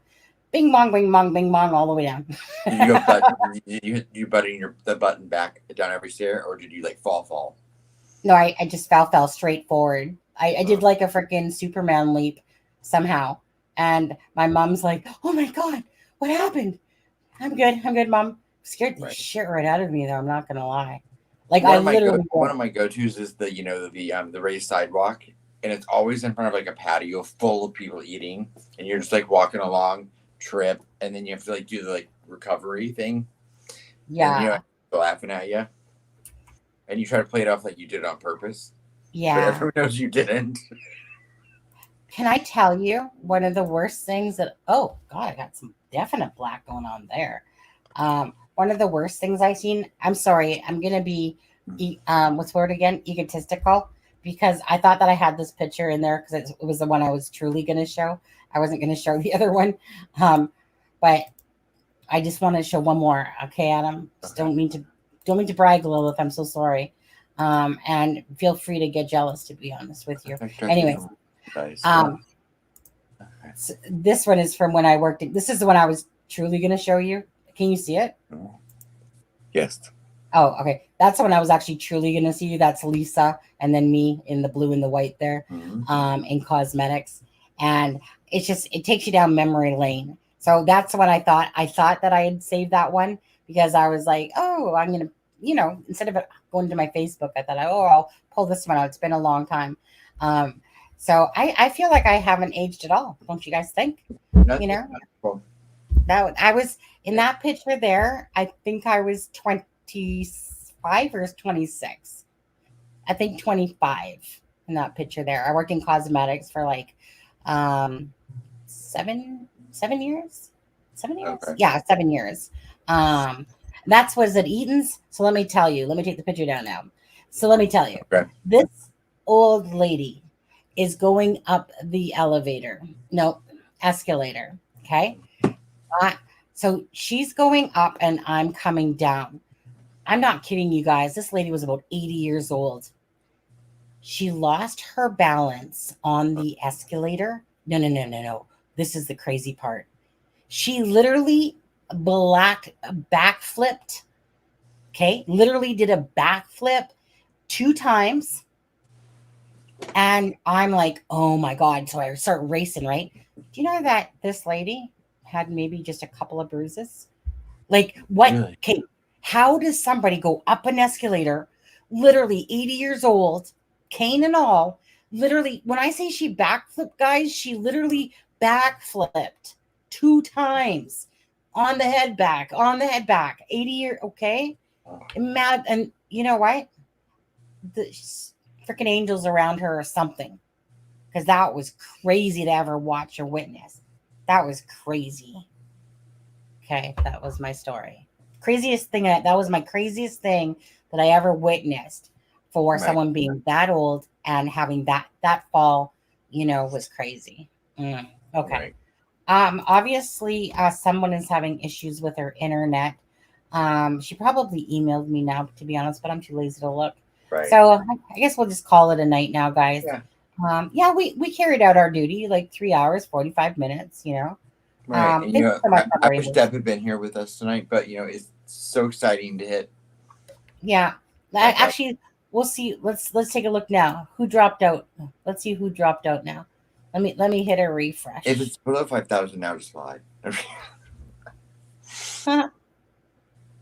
Oh, 503. Bye, Lilith. Thank you for everyone that has subscribed, though. Thank you for Absolutely. everyone that's joined the channel and everyone that supports. Everyone in our chat always participates, and we appreciate every one of you. Absolutely. I just want to do this. Okay, that's all you get. That's all you get. Did you hear it? I heard a little bit of it. Yeah. I know I miss it. You guys know how much I wanted to like rock out. Like I just love playing music, having a good time. And it really sucks. If these artists can just take off all their copyright restrictions and stuff like that, that would be great. Seriously. Yeah. Just take them off and we'll freaking buy yourself in. Okay. But because it's funny because you can use them on other social media. Like you can use them on TikTok. You can use them on other things as long as they're uploaded to TikTok. Yeah. But it just sucks. To be honest with you, I really hate it because there's such good songs. Now I just know that you can go to sites and you can buy a license, and it was like $8 for each song that you wanted. You can only no caller ID. I have three different times now tried to use non-licensed songs, and they've got copyright striked. I think that's Alexza. Hello? Hello? Is this Alexza? Sorry? Yeah? Yes. I don't know what happened. My whole house went down. My internet, I had to wake up my husband. That was Alex. I am... No, just kidding. No, it wasn't. No, it's my neighborhood. My whole neighborhood doesn't have internet. It just went down. Oh, okay. Yeah, well, we were just going to end the live anyway because we knew that it must be. People, I said, tell them I'm so sorry. I don't know what happened. My husband just Googled it. I just literally have reception in just one area on my phone. Yeah. I tried emailing you. I tried telling you. I had was Dimitri's here up. Say hi, Dimitri. Hi, Dimitri. Your wife just won't stop talking. I'm sorry she kept herself so long. It wasn't me. I had nothing to do with it whatsoever. Innocent. No. But you know what? So just apologize, everybody. I'm sorry. Well, no, you just did because you're still on the live as I'm holding my phone right now. So you just yeah. Okay. Yeah. So you know what? I just literally said to Adam, Alexza probably emailed me and I'm too lazy to look. And then my phone starts ringing. Anyways, okay, love you. I tried, but it wouldn't even go through. So everybody, sorry. Thank you.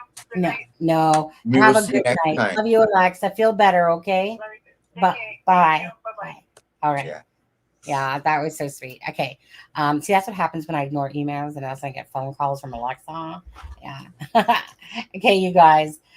Thank you so much for again, regardless, even if we go to $4.99 overnight, doesn't matter. We still hit the 5,000 mark. YouTube will update it to that regardless.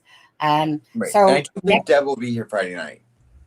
Deb will be here Friday night. Absolutely. I won't be on Friday night. I'll be double. No. Remember I told you. Why? I'll be double dipping and going on a different channel on Friday night. Oprah's. I told you about this. For frick's sakes. Okay. Is that okay? You're going on Oprah? No. So I'll see you on Friday. All right. Have a great night, guys. Oh, wait. I won't be on Friday either. Sorry. Yeah.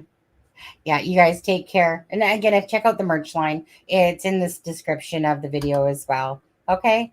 And other than that, we'll see you Friday. Take care.